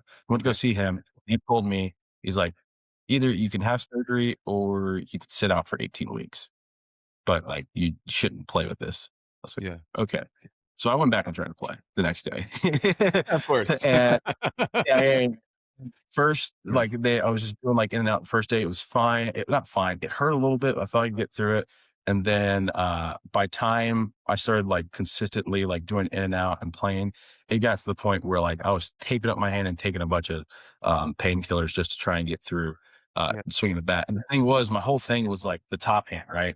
Like Yeah. delivering the top hand like this. And this is the very hand that was hurt. So I couldn't like Couldn't do it. do the action. So I was trying to figure out a different way to swing differently than I'd worked on for the last 6 months or however long, Yeah. And yeah, dude, it was not a great experience for me at the plate because I was battling with that, and Yeah. my team wasn't there because like I never got the chance to get sped up to the V-Love again, Yeah. So yeah, it was a pretty interesting experience. And then I think I went over for a few games, pitched, went over again, and then I was out of there. But I needed to get out, dude, to be completely honest, because my body was not at the point to where I could play. I Yeah. had the wrist thing going on, but I mean, I got in trouble. Micah yelled at me one time when I grounded out because I couldn't even run down first base because I pulled my quad, and then I couldn't even do a lunge because my knees were hurting so bad. I'm like, holy crap, I just need to go and like get healthy. Yeah. Right. Yeah. Yeah. Well, then Yeah. that probably obviously wasn't the showing you would have liked in pro ball. We briefly talked about it. You said your body's not really cooperating, but do you still see that happening again, getting back into pro ball or indie ball in some way, or where are you Yeah, at with I that? still think it's a possibility. I think it's a possibility, especially because like now I realize I have enough time. So there's no real like timeline. I can go and just play indie ball, Yeah. you know, somewhere in the world they'll take me, Sure. hopefully somewhere, Absolutely. Yeah. but I have time to get healthy and actually like work on, my knees and get them strong enough to Yeah. actually play the outfield again, because going to play professional baseball and I'm go through extreme pain just to do a lunge when I'm warming up, Yeah. like those two don't go together. So once I feel like I'm at the point to where my knees are strong and they're not bothering me on the day to day or when I do simple things, I think I can, explore that option. But I'm Yeah. still young enough, I You are think, young. Yeah. to play, somewhere random. Yeah. And I I still hope you got a little do. funk in the, I I hope just need to that be able to your run. I hope that your body cooperates at some point and gives you a summer to do it, because I'm sure you probably wouldn't want to go out like how you did. I mean, getting into professional baseball is dope, right? Like, and Yeah. just having any kind of stats is something many people would kill for, but someone of your Yeah. caliber, of your ilk, I feel Mhm. like I hope you get another run at it, and get to hit a couple pumps at least, Yeah. so I just want to go and compete with my brain now. I've always had yeah, the body was there. Took the brain a long time to come around. I right, think I'm out of my own way now. Oh, I know man. I'm out of my own way. So Oh I'm man, ready to I I love just want to that. see what it looks I've got a question. I'm going to save it to the end though, but it just made me think of that. It's kind of deep, but So Oakland Ballers, I don't think you're done as a player. So we're going to get into some more of our kind of our player questions here. So then this is kind of a deep question. You can answer as deeply or as not deeply as you want, but in what ways do you feel like baseball has shaped you as a person? I know that's broad, but does anything jump out to you? Yeah. It's basically baseball is one thing, but I like hitting more than I like the game of baseball. Me too. Me So I too, would really, dude. yeah, Me too. I'd really say hitting. But, yeah, it is. It's been therapy for me. It's taught me a lot about myself, and it has taught me lessons that I can take into other areas of my life, and the principles still hold true. So it's been one of the best teachers for me in my life that I've had, and I love it's the fact that it's something that I really enjoy to do. I'm passionate about it, and I can get so much out of it more than just actually hitting the baseball. There's Yeah. concepts and principles that I think apply to life from that. So I love that. I'm just going to go ahead and ask it because I want to. It's on my brain. I've been asking guests this, and I think it's going to be fascinating from you. You've been through an absolute journey, my man, with your injuries and everything, and all the tools and the promise. If you could sit for an inning with 14-year-old, let's say Ian Jenkins, you're just getting into high school, your baseball journey is really starting. One inning, what would you tell him?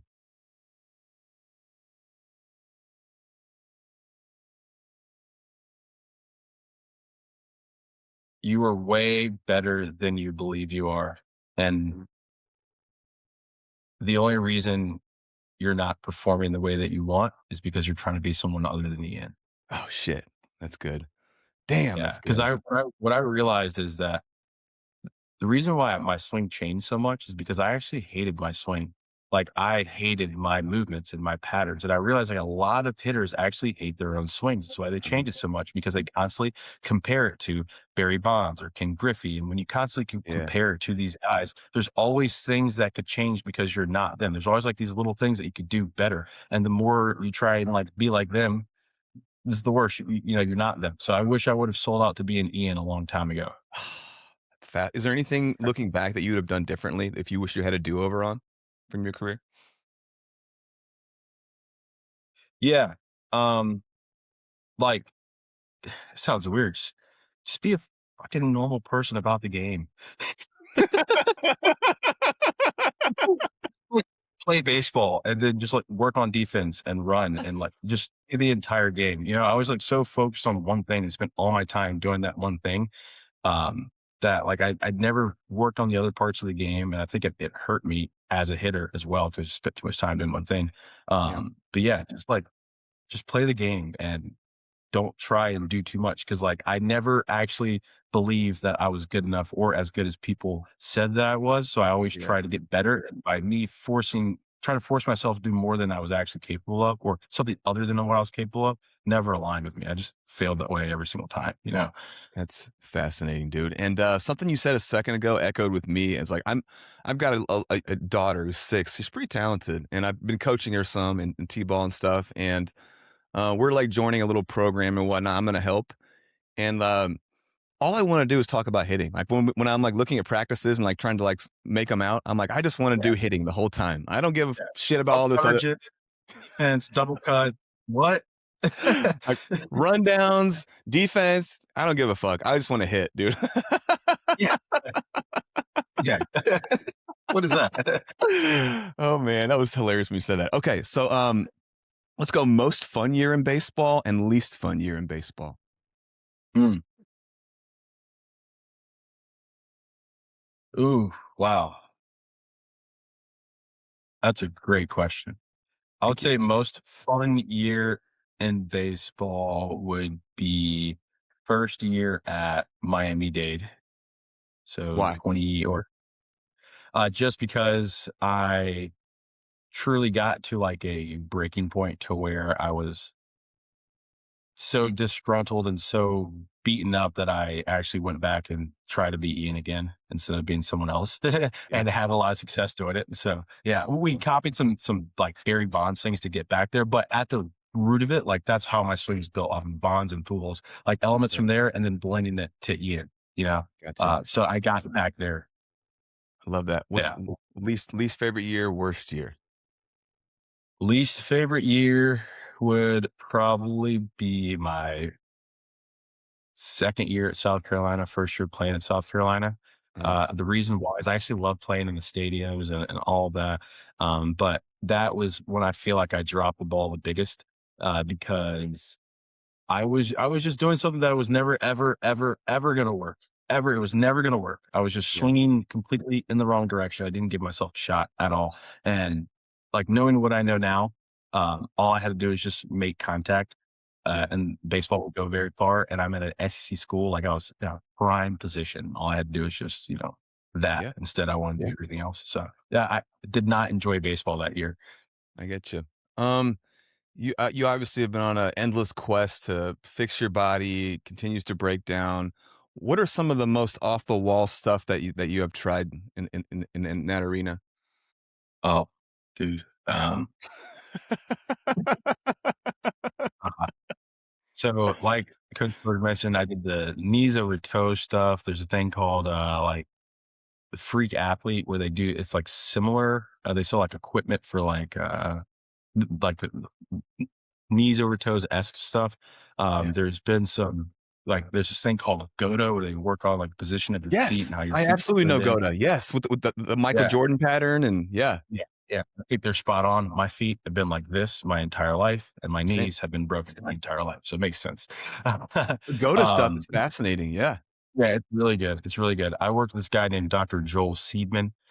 He's very controversial, but he's like basically like 90-degree isometrics, and it's a very interesting way to work out. But body felt pretty good when I was doing it. What else?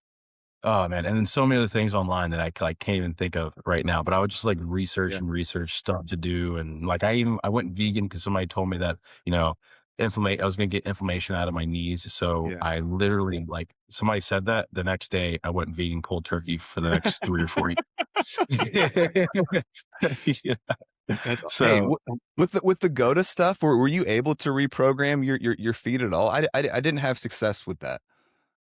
I didn't have success with it, but I don't think I applied myself to it the way that I should have. I think I Okay, was trying to do too many other things okay. simultaneously and didn't have emphasis on it. Yeah. Strength and conditioning wise, obviously you've been through the ringer doing all kinds of stuff. What do you think are some of the most beneficial lifts for baseball players, and are there any that you would stay away from?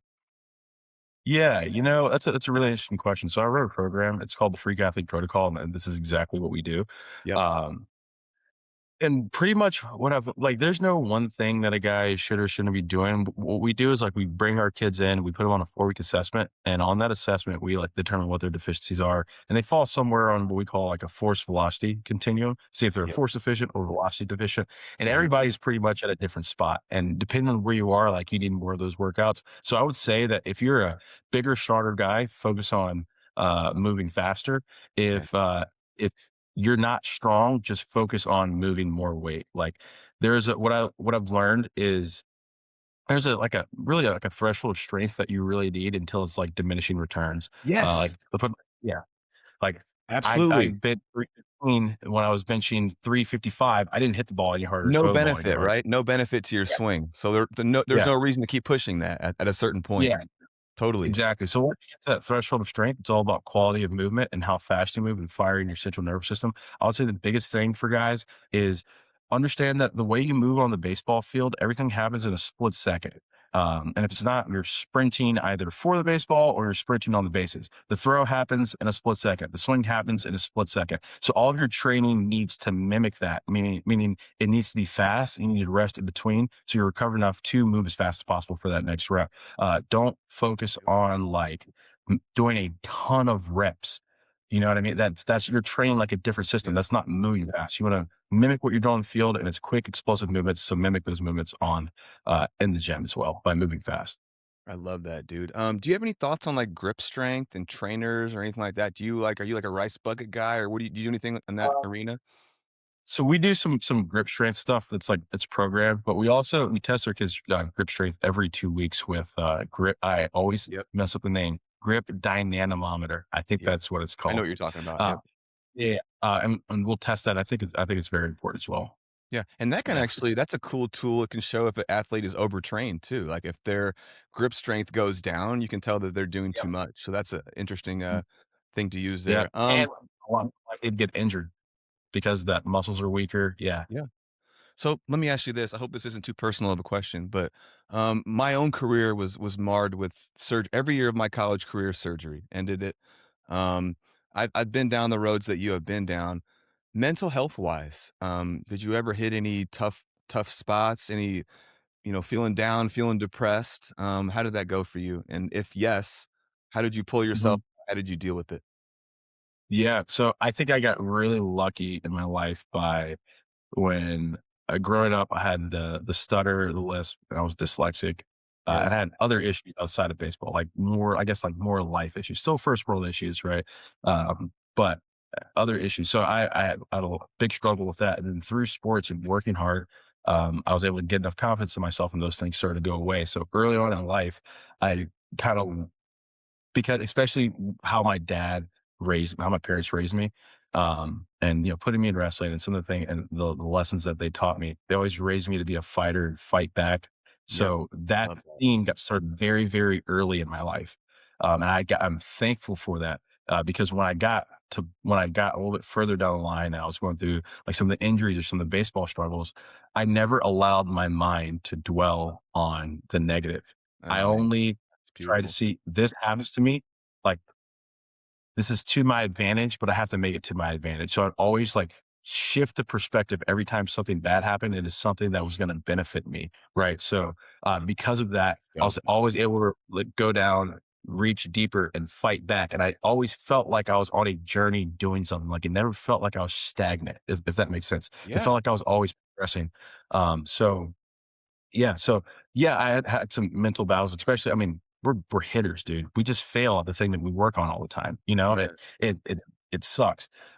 So I think because those things started early in my life, I was able to handle the Mm. pressure, and whatever else came with it pretty well, later on in my life. Oh man, what a beautiful answer, dude. Mhm. Online presence. Let's timeline this. So you getting on Twitter, hitting Twitter until like 2014, you said, or Yeah. Get on Twitter 2014, 2015. and it was Started Ian posting Jenkins my hitting, or thoughts just on like just a personal profile of yours? personal profile, Ian Jenkins 24 at the time. Really? And Yeah. yeah, yeah. And and then I started from watching videos to then posting my thoughts and like, quoting tweets and like, Yeah. just posting stuff every now and then. Right. I Did, knew did you nothing. have I was just, did you have any sort of a vision, or you were just liking it and just doing it? just loved it. That's it. Man, Just loved it. Making, really? yeah, there's a video editing app that I used in 2014. It's the same app that I use right now. Outdated, probably not the best. I definitely probably, but there's definitely better ones. I've used better ones, but I still use that one to this day because Really? that's like my bread. Yeah, That's what's up. yeah. Okay, well Hmm. then at what point did it start becoming more serious and you're like, maybe I can capitalize or do something with this? Or this is more than just me Yeah, saying things? yeah. So so let's go back to COVID. During COVID, like everyone else, everybody got on their computers and Yeah, everybody was about the stock market. But it was like everything was going more digital, right? sure. So I spent hours and hours on YouTube thinking about like how to create a business and like I had like a drop shipping store. I had like all these like other things that I was trying. And then one day somebody's like, you got to do something that you're passionate about. It's not something random. And I thought to myself, laying in bed, I was like, well, what do I really like? It's like, well, I like hitting. And then I told myself, like, nobody's going to listen to me about a swing. Like, how many people in the world actually care about the swing as much as I do? Nobody's ever going to listen to that. So Yeah, I shut the idea down right there in 21 or really. 20. And a few years later down the line, I realized that my path to pro baseball isn't going to be uh, the same. Like, I'm going to have to Yeah, play indie ball. Why do yeah. guys stop playing indie ball? Because they have families and they got to make it work. So it's like, okay, what if I could figure out a way to make money online so I could play indie ball for as long as I want to, and then I'll figure out how to get to the major leagues from there. Oh, So I that's sick. started Ian Love it. Jenkins Hitting as a passion project and to potentially like fuel my indie ball journey one day. Really? Uh, yeah, so driving home after my last game in 2022, I believe, in May, I started Ian Jenkins Hitting, and I posted my first video on there. And I didn't know what I was gonna like do with the account. I didn't know if it was going to be a business, if it was going to be a passion thing. I just knew that I really liked hitting. I could post a lot about it and hope maybe something might come from it. Like maybe I could do like online lessons, or maybe do something to where like I could put my way towards indie ball, and then I started posting. One day I was just posting big leaguers and slow-mos of big leaguers and putting like some comments, right? One day I ran out of big leaguers to post. And so I went through my camera roll and posted a video of myself. Somebody commented, "Dude, you have a great swing." First time in my life. I was like, wait, somebody likes my swing? I've hated that in my entire life. This is crazy. So I posted it again. And people were like, "Dude, you have a great swing." I was like, this is sick. So I posted it again. Turns out people like my swing. I'm the only one who doesn't like my your swing. dude. I love your swing. Yeah. Appreciate it. And then from there, I was like, okay, if that's the case, if that's what the deal is, then I can like completely dive into this, because I've done this my entire life. Like I got videos on videos, and like I live this every day. So what I started doing was at that point is basically when it truly became like, basically Ian Jenkins Hitting is just a memoir, or really just like for 17-year-old Ian, it's all the things that I thought, every thought that went through my head, and like how it materialized, like the lessons that I've learned that didn't work out, like all of that, is what I'm making content on. So beautiful, man. I gotta ask you this, because this is like a weird piece of the puzzle, and I'm trying to figure this piece of the puzzle out too. What all goes into like managing, your online business and presence, and like all the little parts of it? And like, there's a lot that goes into it that people don't realize. It's not just post a video and I'm done for the day. Like you treat it like a full-time job. I mean, it is. Yeah, it is. And I work just as hard as I do on it with this. Like this is the work ethic with this is no different than me and my swing. Yeah. And that's why you're successful. Yeah, I appreciate that. Thank you. But I was a little bit late to this, right? Because I was up all night, making content and putting and editing and doing stuff. But to give you guys kind of an idea, making a talking head video, like a quality talking head video, is going to take 3 or 4 hours with scripting, shooting, editing, and then maybe even testing a few variations and whatever else we have to do after that. Then on top of that, like we like to, if you want to like be omnipresent, and then you need to post more consistently. So then posting 2 or 3 times a day takes a lot of time. And on top of that, I have a program called the Freak Athlete Protocol, and we train kids online through my app. Like I have coaches, and they work with my kids, and that takes a majority of the time. Whether I'm talking to our sales team or appointment setting team, whatever it might be, and like auditing stuff, going through like my personal DMs and messages, and trying to get kids on calls with our enrollment advisors. It's a lot. I get thousands of messages, and I have people who help me out in the DMs as well, but it's a lot to go through, right? It's a lot to get done. How many DMs do you get in a day? It really depends on the post volume, but the most I've gotten in a day might be like 1,500 or so. Yeah. Yeah. So, maybe sometimes more than that, but it's a lot to handle and sift through. So we do that. And then for my actual program, like training my kids, my coaches do a great job of staying on top of the kids and help them at a moment's notice. And it makes my job a little bit easier, but I still have to, I still, talk to the kids, send them videos, send them breakdowns or whatnot. So it's an all day thing, and they have unlimited access to me. So they can message me right now. They can message me at 1 a.m. or whatever. And I get back to them, whatnot. So it's an all day thing. It's, we have, at one point we had like 14 or 15 employees working and doing the thing. Now we've consolidated the team a little bit, because we've gotten a bit more efficient with the systems and whatnot. But yeah, managing a team like that, it's same as like managing a baseball team. Like I understand what managers are going through. I get it. With managing personnel and whatnot, it's a completely different ball game than playing, because you're managing personnel at that point,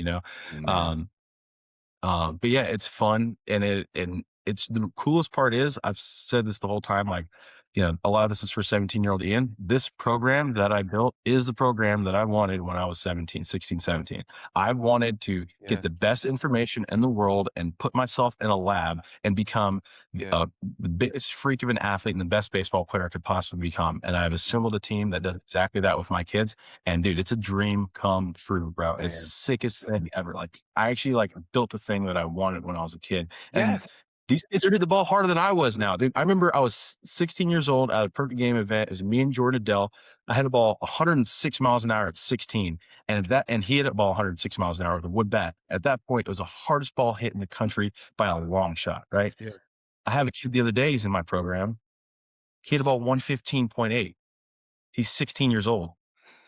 Like, that's the thing. And he came to me at 105, right? But kid, it's so fun seeing where these kids are going and just seeing how much better they're getting, eclipsing the stuff that I was doing. We thought was incredible, Yeah, that was my next question, and you kind of answered it there a little bit. But how dope is it to see these kids, these players get it, and get help from either mechanics or the body stuff you're doing, the freak athlete stuff. How is that dope to see them get better? And you are, Dude, like you said, coaching these little 17-year-old Ians. Yeah, it's the coolest thing ever. It is the coolest thing. Think about I had all this information that I wish that I could just give to myself, and I would listen, right? And my dad probably felt hey, here are the keys to the kingdom, dude. You can just use them. And for these kids, if I tell them something, they'll actually listen and try it. Whereas hard-headed Ian with his dad, I wouldn't do it. And I think that's another thing that the dads in my program really find valuable. And I'm going to talk about this in one of my videos, but same thing that happened to me when they get around 14, they stop listening to dad, right? And what happens is that I'm like, hey, dad, I know what's going on. And I know you probably know what's best for your kids. So this is what's going to happen. I'm going to call you separate. So what happens is I'll hop on the phone with the dad. I'll be like, all right, I know that you know what Johnny needs to do to be successful. This is what's going to happen. Yep. If you say it, you're wrong. But if it comes from me, it's right. And it's better than anything you're ever going to say. So tell me the message that you want me to communicate to your son. What do you think is really important for him? And he'll tell me X, Y, Z. These are the things that we find that I think are very valuable that I think he needs to do. Yeah. Then you know what I'll go do? I'll go over to the kid and say it like it came from Ian. But guess what? When I say it, it's right. And they actually try it and they actually do it. But if dad says it, they don't do it. And I think that's actually one of the biggest things, one of the biggest advantages that this program provides outside of the weightlifting stuff, and more the technical programming, is that it's a way for the dads to get their messages across to the son without stepping on toes, damaging relationships, the arguments. And it's coming from, and the reason why it works is because the kids look up to me and they trust me. So it's coming from a source that they trust, if that makes sense. I think that's so valuable. If I had somebody when I was younger to basically communicate what my dad wanted me to do, I'd have done the swing that my dad would have said. It just couldn't have come from my dad. Is that, you know what I mean? Absolutely. Because I'm my own line my whole life. And with most fathers, you teach them to be their own man and independent, right? So you're building this line, and this line who's just supposed to be strong and independent, yet you're intervening and trying to guide him. And those two things directly oppose. You want me to be my own man and make my own decisions, but also you want me to yield and listen to you and change what I think and what I believe in. Does that make sense? Absolutely. So walking that, I think as a kid can be really confusing, and as a dad can be really confusing as well. I feel like I help people with that so much because I went through it with my dad, and absolutely our relationship was destroyed from it. He had to stop watching my game. I don't know if he told you this, or we might have talked about it, but he had to stop watching my games at one point because his Apple Watch, he looked at his Apple Watch, his heart rate would get so high when I stepped into the plate because he knew that I was about to do some bullshit, about to do something crazy that we didn't work on. And he had to stop watching my games because he was going to have a heart attack. That's the point that my father and I got. Oh man, but that's what we got to. And I can't fix it for people, but I can mitigate that for people. And what I've learned with my dad and what he's learned while dealing with me, we can take that information, help a lot of other fathers and sons bridge the gap a little quicker, and not go through as much strife as we did. That is beautiful, dude. Yeah, totally. I think many people go through that. They stop listening to their dad at a certain point, no matter if your dad was, a big league hitting coach or not. There's just kind of a disconnect in Yeah. there at some point. And Yeah. beautiful that you've come around and that you've also helped bridge that gap, like you just talked to. So I mean, I love Mhm. that, dude. Um, let's go some swing stuff here. This is broad again, so we can skip over it if you don't like it. But are there any basic core beliefs in hitting that you're just like this? It has to be this way, or like anything that Yeah. jump out to you? Yeah. Yeah. Um, body control, barrel control. You don't have those two. Well, if you have body control, then you can control the barrel. But if you don't have, that control, then nothing matters. People, there's all these absolutes in hitting, but the only thing that remains constant is the guys who are really good are in complete control of their movements. So that's what people should be searching for. And I think like when it comes to like the back hip, a lot of kids get it backwards sometimes to where they're trying to get in their back hip so much that they think that that's the thing that's going to give them the control of their forward move Yeah. instead of dropping that and asking yourself, let me get in position, close your eyes, whatever it might be. How Yeah. can I control my body weight the best? How can I move forward the most controlled? Like, don't put like these set of rules that someone else gave me to Mhm. control my body. Those don't apply right now. What works for me? Like, how can I move? Like, sell out for finding control. And then when you look on video, it's going to look like you get to your back hip. Does that make sense? Absolutely, man. I love that. What a great answer. I'm pumped. Here we go. There's some fun hitting questions coming up here. Top 3 favorite righty swings of all time. Manny Ramirez, Hmm. Ronald Acuna. I know there's one that I'm missing. Oof. Who It's would be okay. my We'll just say third? 2 for now. 2 for now. We'll We go can come two. back to it. I might be. Yeah. Okay. Oh, wait, you said righty. Righty. Pujols. These are right-handed. Pujols? Yeah. Does any of those guys you want to speak on a little bit? Why you think they're so special, or why you like them so much? Their swing. Manny Ramirez, because I grew up at the perfect time to see when he just Man. was on another level, and it was just so much fun to watch and so smooth. I remember one time he hit a home run to opposite field, and he like took his gloves off. He hit the home run. I was like, he completely missed that ball. Like, what just happened? And it goes out of the yard. And like his body language, like it's just another day. Like it was nuts to watch. But I love that. I love the pattern. And I So love who he beautiful. is as a hitter now. Um, And I he love the still weight hits, distribution. dude. He's like you. He still hits. He hits all the time. Just loves it. That let me tell you something. When he first retired and started doing that, I was like, that's my dream life. Play in the big leagues for a while and then just go out and just hit for fun Yeah. with everybody and their mother just Yeah. because you can. And it's Yeah. crazy because he's like, in my opinion, that's top 3 greatest right-handed swings of all time. Yeah. And he's out here learning everybody and their mother, dude. He It's is. insane. He's not above anyone. Like he's out there. I see him with like the No. Castro bros, and like he's working with all Everyone. different kind of guys. He doesn't care. Yeah. He just wants to pick up Yeah. little pieces and do hitting. And He likes the HLP stuff. I've noticed. He likes the HLP stuff a I lot. thought that was fascinating that he's kind of gravitated towards HLP stuff as whatever he's doing. But like that's interesting, right? Yeah. With the weight distribution and how he thinks about weight distribution, it makes perfect sense. If you listen to him and David Ortiz talk about it, they're super big on keeping the head over their back leg when they're moving forward. Now, it doesn't actually happen, but their thought keeps them back, long enough. That's where they find their balance point. Yeah. Because like if you look at David Ortiz when he moves forward, and if you look at where his head is the whole time, it's relatively in the middle of his body. It's not actually over his back foot like he shows, but feel versus real, right? Yeah. So that's part of the reason why he vibes with the HLP stuff so much, because he thought of himself as one-legged. Yeah. In his own way. For sure. Yeah. What about those other Mhm. guys? Anything you want to say on them? I think So, Acuna is kind of a unique mover. He's got some interesting moves. who?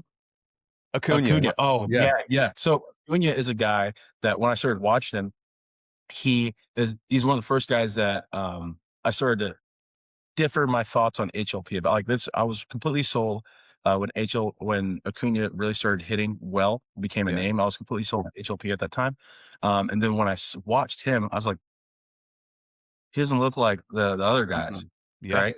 Different. And then he did like with the weight distribution and then how he held the bat. It was like, yeah, it was different, right? Yeah. So yeah, watching him, help open my mind up again a little bit. And then Pujols, near and dear to my heart. Man.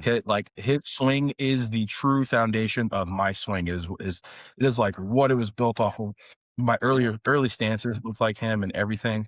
The thing that I like about him so much is him and I are so similar with feels and then almost like how it should look in a certain way. The reason why is because he has the same kind of feel where he brings the knob to the ball and then he doesn't deliver the barrel like this. He thinks that he's like that, right? Yeah. And I'm working on a video right now where I'm dissecting his feels and showing people like where his feels actually show up in his swing, if that makes sense, with the way that his barrel works.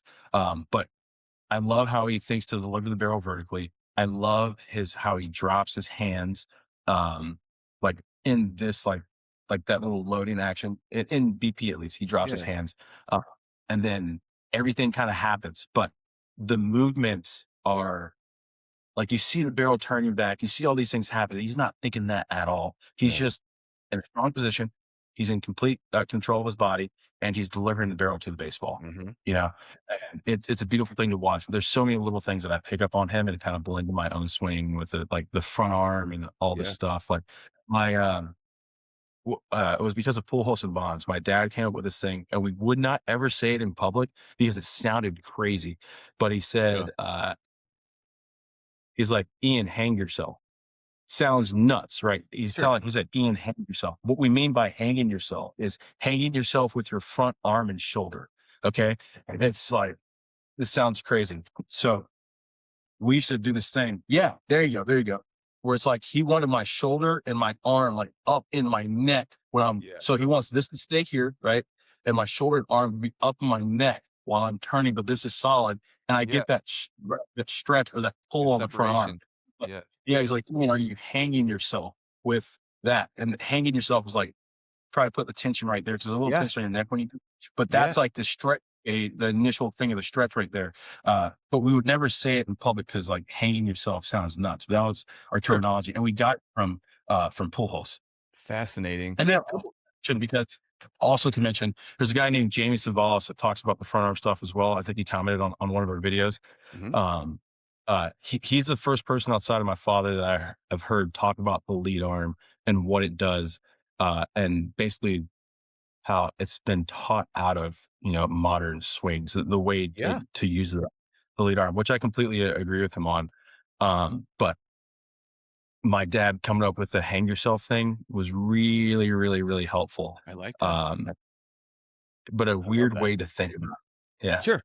Couple things jumped out to me here, man. I'm loving talking hitting with you. I've seen all the Pujols videos of him, doing tee work, drill work, and talking about, the hand to it. Obviously, we don't do that. But then I saw later in his career when he was with the Angels, you don't see him talking, but he's working with someone, and he is talking about, you can see him moving, getting that barrel flattened out behind him, and it looks like he is maybe has some different thoughts. But I always thought it was interesting that like some of the best hitters in the world, Pujols, A-Rod, have feels of like straight down, knob to it, those kind of things. The videos you talk about, actually, I think he was talking to David Ortiz's son, and he was talking about how the barrel should come through the zone, and he was saying that I feel like it happens like this, but in reality, it's coming like this. Yeah. And then I'll hear, but I'm feel like I know exactly what you're talking about. I can see it in my head. And then I've got a funny story I want to share with you about Manny. So I know Jason Worth a little bit. He's from my hometown. I hit with him a little bit back in the day. He had I'm pretty sure it's him. He's got a funny story about being in spring training one time as a minor leaguer and a bunch of guys being around Manny and trying to pick his brain about hitting. And they were like, Manny, like, how do you hit, a really good slider? And he was like, oh, easy. He was like, I see it come in and I wait till it breaks and then I hit it out. And like, that was his advice. And everyone's like, what am I supposed to do with that? Oh, man. Here's the thing. Okay. Here's the thing. Sure. Is that he is completely right. Like he's telling you it's that simple because it is, but To him when it he is. has it. Yeah.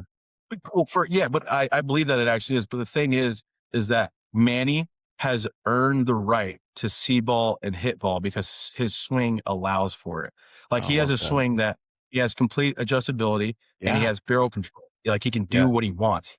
He has earned the right to see ball and hit ball because he's completely in control. The other guys haven't really figured out their swings yet. So Yeah. you need an approach to help you out. I wouldn't say help you out a bit more, but you need a different kind of approach than that. There's stories about him, teammates telling him like, hey, go up and look off speed. That's all he's throwing.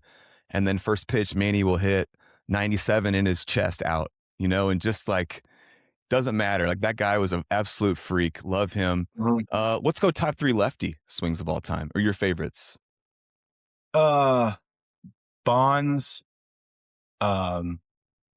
Griffey, and Soto. We've talked a little bit about Griffey and Bonds. I'd love to hear a little bit about Soto. He's a unique mover. He's got some unique things going on. Yeah, so I tried to replicate Soto for like 3 years, dude, for a long time. Like Soto was like my 2-strike approach. It was I loved what he was doing. I loved he's just an excellent hitter. But the thing that really separates him and myself are the swing decisions, the elite swing decisions that he makes. Yeah. It's because he has enough time to make them. And he probably has a natural proclivity for it as well. But I love his movements. One thing about him that I would mess up on is he is very, very rear-legged, but because of that, he thinks like very, very down with the hands to kind of balance out that plane. Yeah. When I started copying Soto, I started to get a little bit too rotational because I let my hips spin so much. So I would only look at Soto from the side. So when I look at Soto from the side, I would see like all these things happening. And I knew it was like down and flat. So I would try and go down and flat, but I'd go down and flat like this way and let my hips fly out too much instead of just like down and flat right back through the middle. So with Soto, I would just spin off a little bit too much, but I had a lot more success than most people, more success with Soto, trying to replicate Soto than other guys. Okay. Tough like that. Yeah. And then you got to be, I feel like you have to be a pretty strong guy. Obviously, you are a specimen to even, it's hard to even get that low and stay that low and hit all the time, like be that deep into your legs and whatnot. Just an interesting thought by me. Let's go swings that you've tried to emulate over the years. Everybody, anybody. Yep. Just go look at the past like 10 years and anybody who's hit over 35 home runs, I'd probably try to copy them at some point. Hey, let me ask you this then. I think it can be dangerous trying to emulate people, but it can also work too. And my thought is, if you're going to look to someone's swing to emulate, I think you should look at someone who is maybe body size and proportion similar to you in ways. So like, because everyone has different levers and movements and whatnot. Can you speak at all about emulating swings and the dangers or the positives of it? Or do you have thoughts? Yeah, it can go a lot of ways. I think you got to use some discernment for this, right? Like sometimes I remember me trying to just get in the cage and copying a pro guy. I had a lot of success with it. And it felt really good.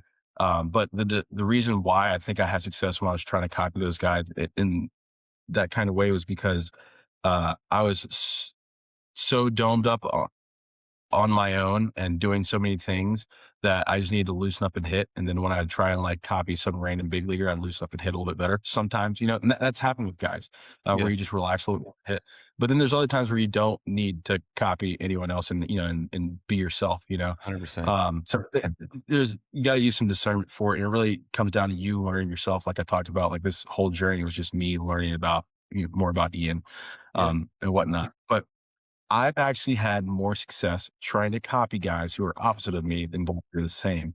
And it's for the same reason I look at video and mess up my own swing is because when I look at a guy like Yoenis Cespedes, same structure. He's 5'10" and a half, 220 pounds. I could see that. Yes. But his swing was a bit more tight and like, not a bit more tight. It's like, it was more stiff and rigid or so. Like when you look at Mike Trout, like he's really tight and he's a tight mover, right? Like I don't need to try and emulate that guy at all, at all, because I get way too tight when I go and try and copy like a King Griffey or like an Acuna or like a Loose. Betts to a point, not all, loose, Yeah. then my pattern shows up better. So I actually had more success going to guys with the opposite, because when I went for guys who had the same body type as me, I dove into my own bad habits more.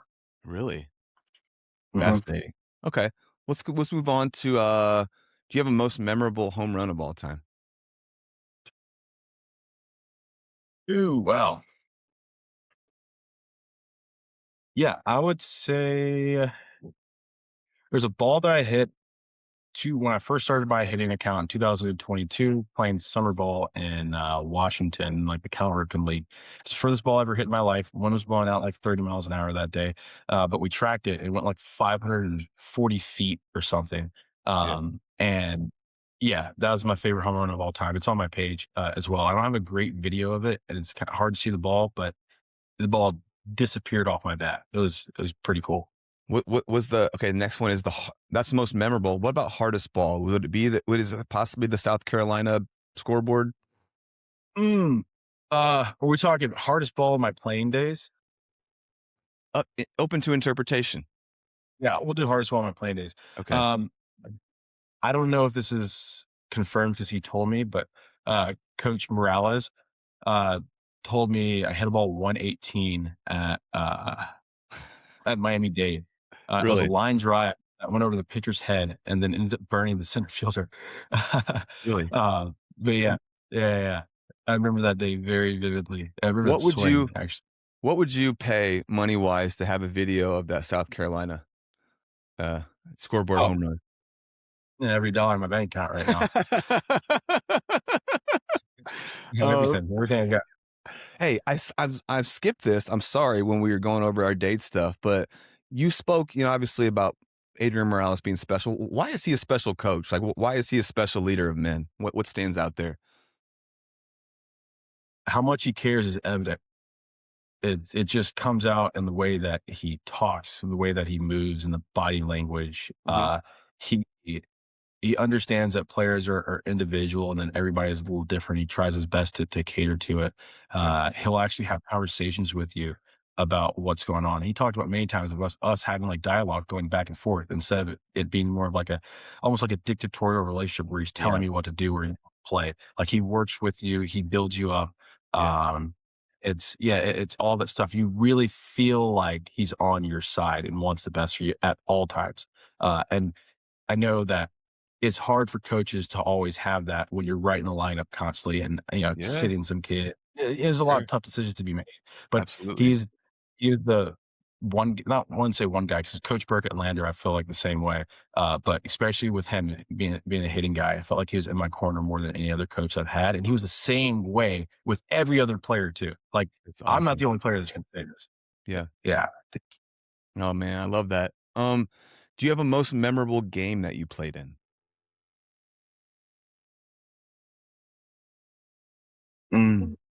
Let's see. I got two in my head, and they're both Miami Dade, I think. Um, my last game at Miami Dade for the COVID season, when I went 2 for 3 with 2 home runs and 3 barrels, so I feel like I finally found it that day. Yep. And then the next year at Miami Dade, I think I hit 3 home runs that we had a doubleheader, but I hit 3 home runs that day, but I caught like 6 or 7 barrels. Um, Really, really, really good day. Really Yeah. good on all different pitches too. I hit a grand slam, a 3-run home run, and then the next game hit a 2-run home run. But I don't think I had a ball under like 107. Yeah. It was sick. Um, Yeah. if catching barrels came in pill form, do you think you would be an addict and headed to rehab? Yes, absolutely. I wish you'd be coming to full form. That's what we all want. It would save me a lot of time in the cage and a lot of injuries, man. Oh man. Who's your favorite player of all time? Barry Bonds. B Bonds? Yep. Okay. Absolutely. Who are the top 3 greatest hitters of all time? We'll go Barry Bonds. Yep. Wow, who's in that second spot?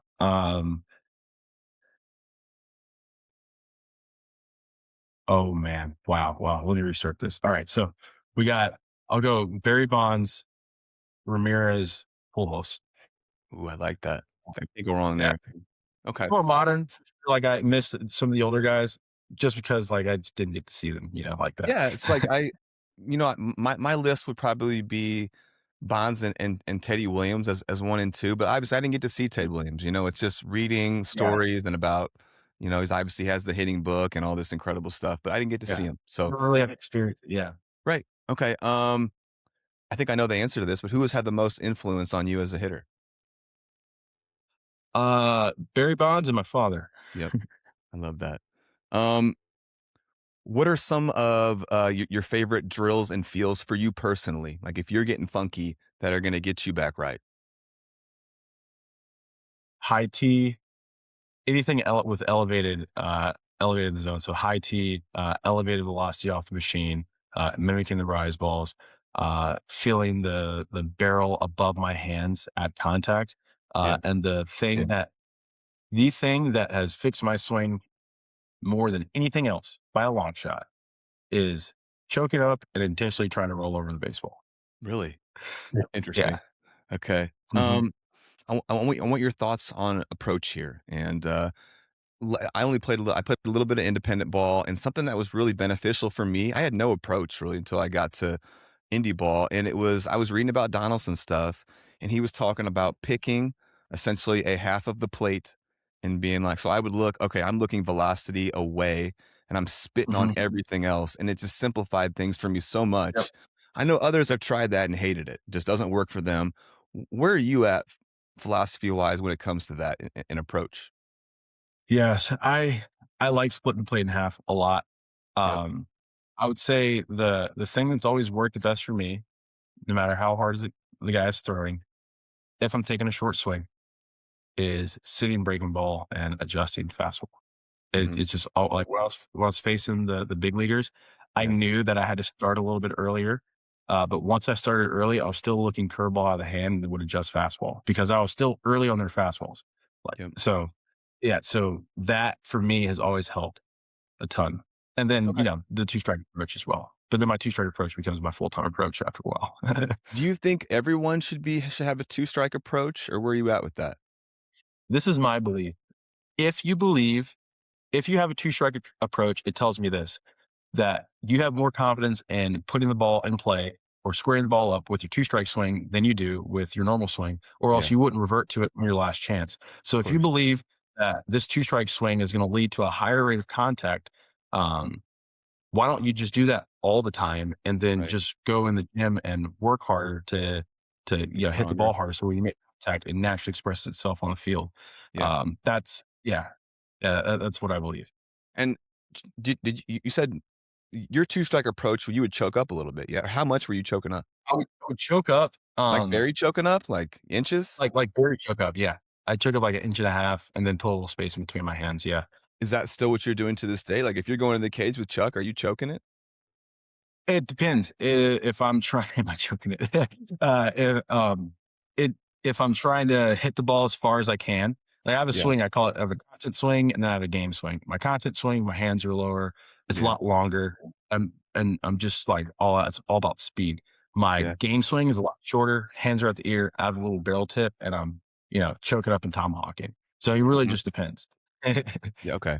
I don't know, I just randomly just came to my head, but within the last, I don't remember, month or 2, you posted a video, I feel like, of it's gotta be a world record, but I don't know how to justify it, but, 500 plus on, a front toss or something like that, metrics? Yeah. So I Oh just my took god, like a dude.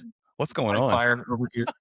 I just took the high fire over there. It's an illegal bat. It's really hot. Right, It the high got fire, my yeah. dad right across from to me. He gave me the cue and I let one rip and it went 120 off the bat, 501, I think. Yeah. Yeah. Eh, Yeah. did you say that you had a goal of getting 130? Is that, your thing you're trying to do? Yep. How close are you? Here's the thing. I haven't hit off of a ball going faster than 40 miles an hour, maybe.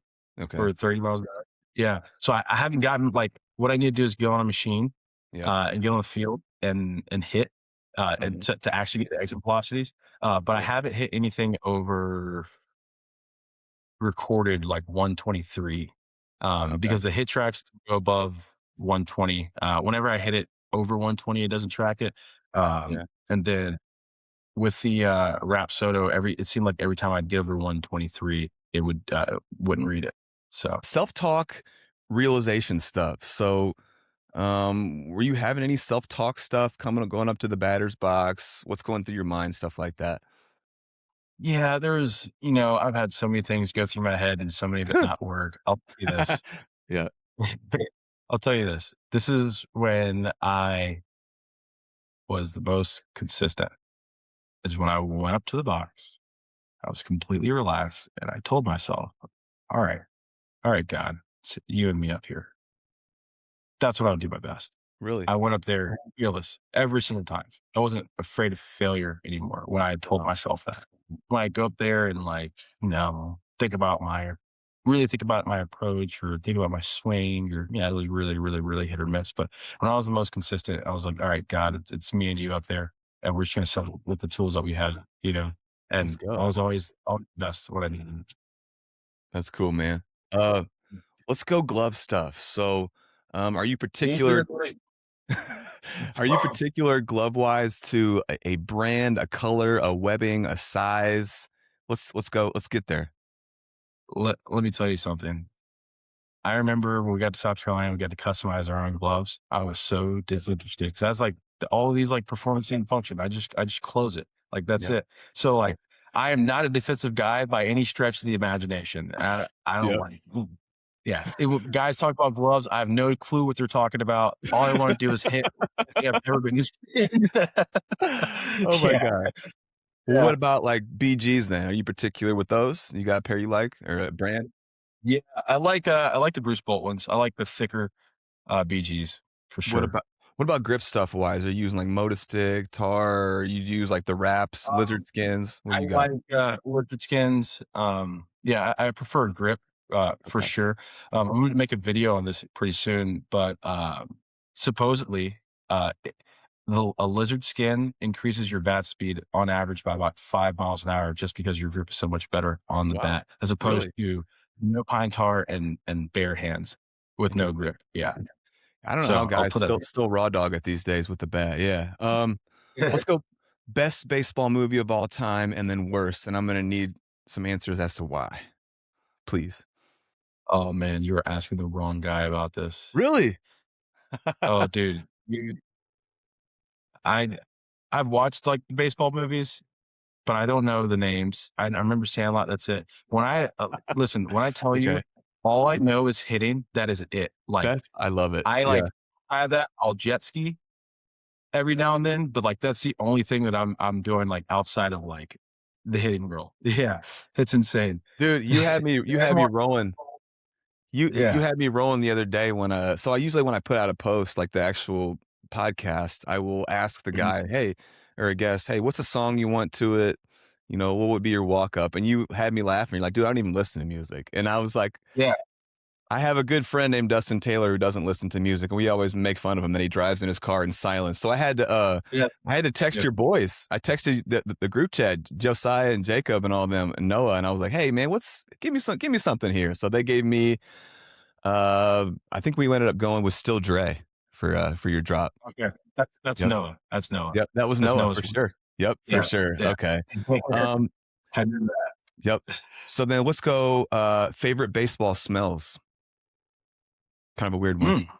Good one. Yeah. That's a good one. Yeah. Unwrapping a new bat, man. Yeah. Let's Yeah. go. Taking the plastic off of it. Yeah. Okay. Take me through do you have a favorite metal bat of all time and a favorite wood bat model of all time? Favorite wood bat model of all time is the R2K1 by Really? Sandbat. That's the Bonds model. Yeah. And then Now because favorite aluminum. do you like swinging it or you just love it because it's Bonds? At first I didn't like swinging it when I first got it. And then once I like choked up, and I started swinging where I really started to like it. Yeah. Okay. Yeah. And then what other wood bat models have you been through, you used, you liked? Like I'm sure you've tried them all. I used to really be a really big I-13 guy. Really? Yeah, because I thought that I liked it. I never got any hits with I-13s, by the way. A lot of Just barrel. never did. A lot of barrel. Not even- Yeah. What else? What else? And then Birdman had this model of bat. It's in my car. It's broken actually, but it's called like Bam Bam or something, or Really? Big Bertha. But basically, what it is, you know, like those old blue Easton wiffle ball bats that like had the huge barrel. You know what I'm Yes. talking about? Uh-huh. We modeled a bat after that. So it's got this massive barrel and it's like this really lightweight birch. But it's the bat's like all barrel. It's sick. Really? Speaking Sick, of, yeah. we are now sponsored by Birdman Bats. So shout out to Birdman Bats. I'll put that Let's in the go. intro when we do that. Yeah, coming up. So Yeah. let me ask you this: you got a Birdman over there? I got this. Wow. Okay. Your camera's funny sometimes. I don't know why it does that, but this little training bat is from Birdman. I got a Oh, few other sick. Birdman things. That's what's up. Yeah. And let me ask you this then: have you gone through different, types of wood? Like when I was playing, I loved ash. I was an ash guy. I just wanted more barrel than opposed to the maple. But now, like nobody even uses ash anymore, right? Yeah. You know, for my content stuff, I use ash a lot actually. Why? It's lighter. Yeah. And I feel like it comes off. Like it just comes off better. I just always liked it better too. Are Yeah. you like cupped? Yeah, I would say I like a bit more weight. Like I like to know where the barrel is. Yeah. So not too much of a cup, but I like to feel like the presence of the barrel. What about finish? You care? Color? Indifferent. Yeah. Indifferent? Indifferent. My favorite finish is like whatever I'm hitting the ball hardest with at the time, and then that's like my favorite bat. Now, let's go old school here with ash stuff. Are you paying attention to the grains? Like how many grains there are or anything like that? No. Remember Tony Gwynn always talking about, he was a big believer in the fewer the grains. Like he was looking for 7 or 8 grains or less for his gamers. Okay. Well, Okay. Makes sense. I never got into it. What I never about- kept a bat long. Right. What about favorite metal bat? Is there a favorite of all time? Ooh. I would say there's the all black goods from DeMarini in like 2018, 19, 20, somewhere in that range. It was all black. And then I really liked the what was it? It's like a 50, no, maybe even a Voodoo. What was I using? No, I'm sorry. The Select Power, Louisville Select Power. It was red from like 21 or 20, something like that. But that was my favorite bat. What about cleats, turfs, molded? Do you have a preference there? Did anything work best for you? Adidas? Are you sponsored by Adidas? You got a deal with them or something? What do we got going? Yeah. Well, I was last year. I was working with them pretty intently. This year, not so much. I've gone more down like my own business stuff, but I still have a relationship with them. Okay. Adidas. This is going to be fun for me. Fill out a lineup 1 through 9, your favorite players of all time. Okay. All right. Not necessarily the best. Who you think is going to win? Just your guys. Yeah. Okay. So we're going Bonds, Griffey, Jose Bautista. little random one in there. Yeah. Yeah. We got Donaldson, Soto, Acuna. Where am I right now? 5 or something. Well, you've definitely filled out a couple outfields already. Let's get we need all the positions too, right? I'm just thinking about swings right now, dude. I like that too. Like, what teams do I like to see the most? That's literally what I referred to. No, it's sick. Have you ever been to the Hall of Fame? No, I've not. Okay. I've been to still I think the Atlanta Braves Hall of Fame, something like that. Have you ever been to the Louisville Slugger Bat Museum? I have not. Okay, that might be interesting for you to go sometime. Looking back now, what are you most proud of from your career as a player? I would say the biggest turn that I had to make was holding myself accountable for my career, like the self-awareness and holding myself accountable for my career and actually making changes off of that. I always say that like my baseball career was just a big lesson. It's like my first shot at something, right? And I feel like this one is like my second one. So all I'm trying to do on the second go around is just not make the same mistakes I did on the first one. Yeah. So I'm trying like what I learned about Ian during that hitting journey, I've tried to implement into this next journey with content in the business and whatnot. Yeah. I love that. Where is Ian Jenkins hitting going from here? Like where are you in 5 years? Where am I in 5 years? In 5 years, I want to not only have the best remote training program in the world, but I want to be largely responsible for the development of youth and amateur baseball. Yeah. Oh man. I love it. Last question for you, buddy. What do you have baseball dreams? Like actual dreams of me playing ball, or Yeah. uh, I've never had a dream. Well, so technically, yes, it is playing baseball. I've never had a dream of me in the outfield or running the bases or doing Hitting. anything but hitting. So yeah, I've had hitting dreams. Yeah. Brother, we are at the end here, man.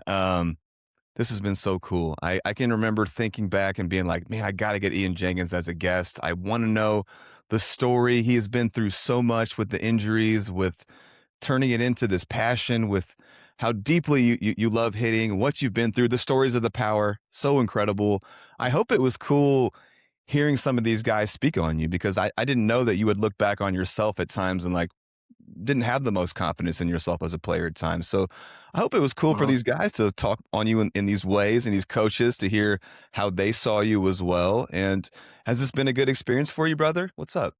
Dude, this has been incredible. It's been incredible to reminisce. And I think, most importantly, like I always talk about the lessons I learned in baseball being so Yeah. important, but sometimes it's more important that you're reminded. And this whole thing has just been a reminder of some of the really important things that I learned along the way and some of the people who helped me get here. So it was really nice for it all to come together. So I appreciate this.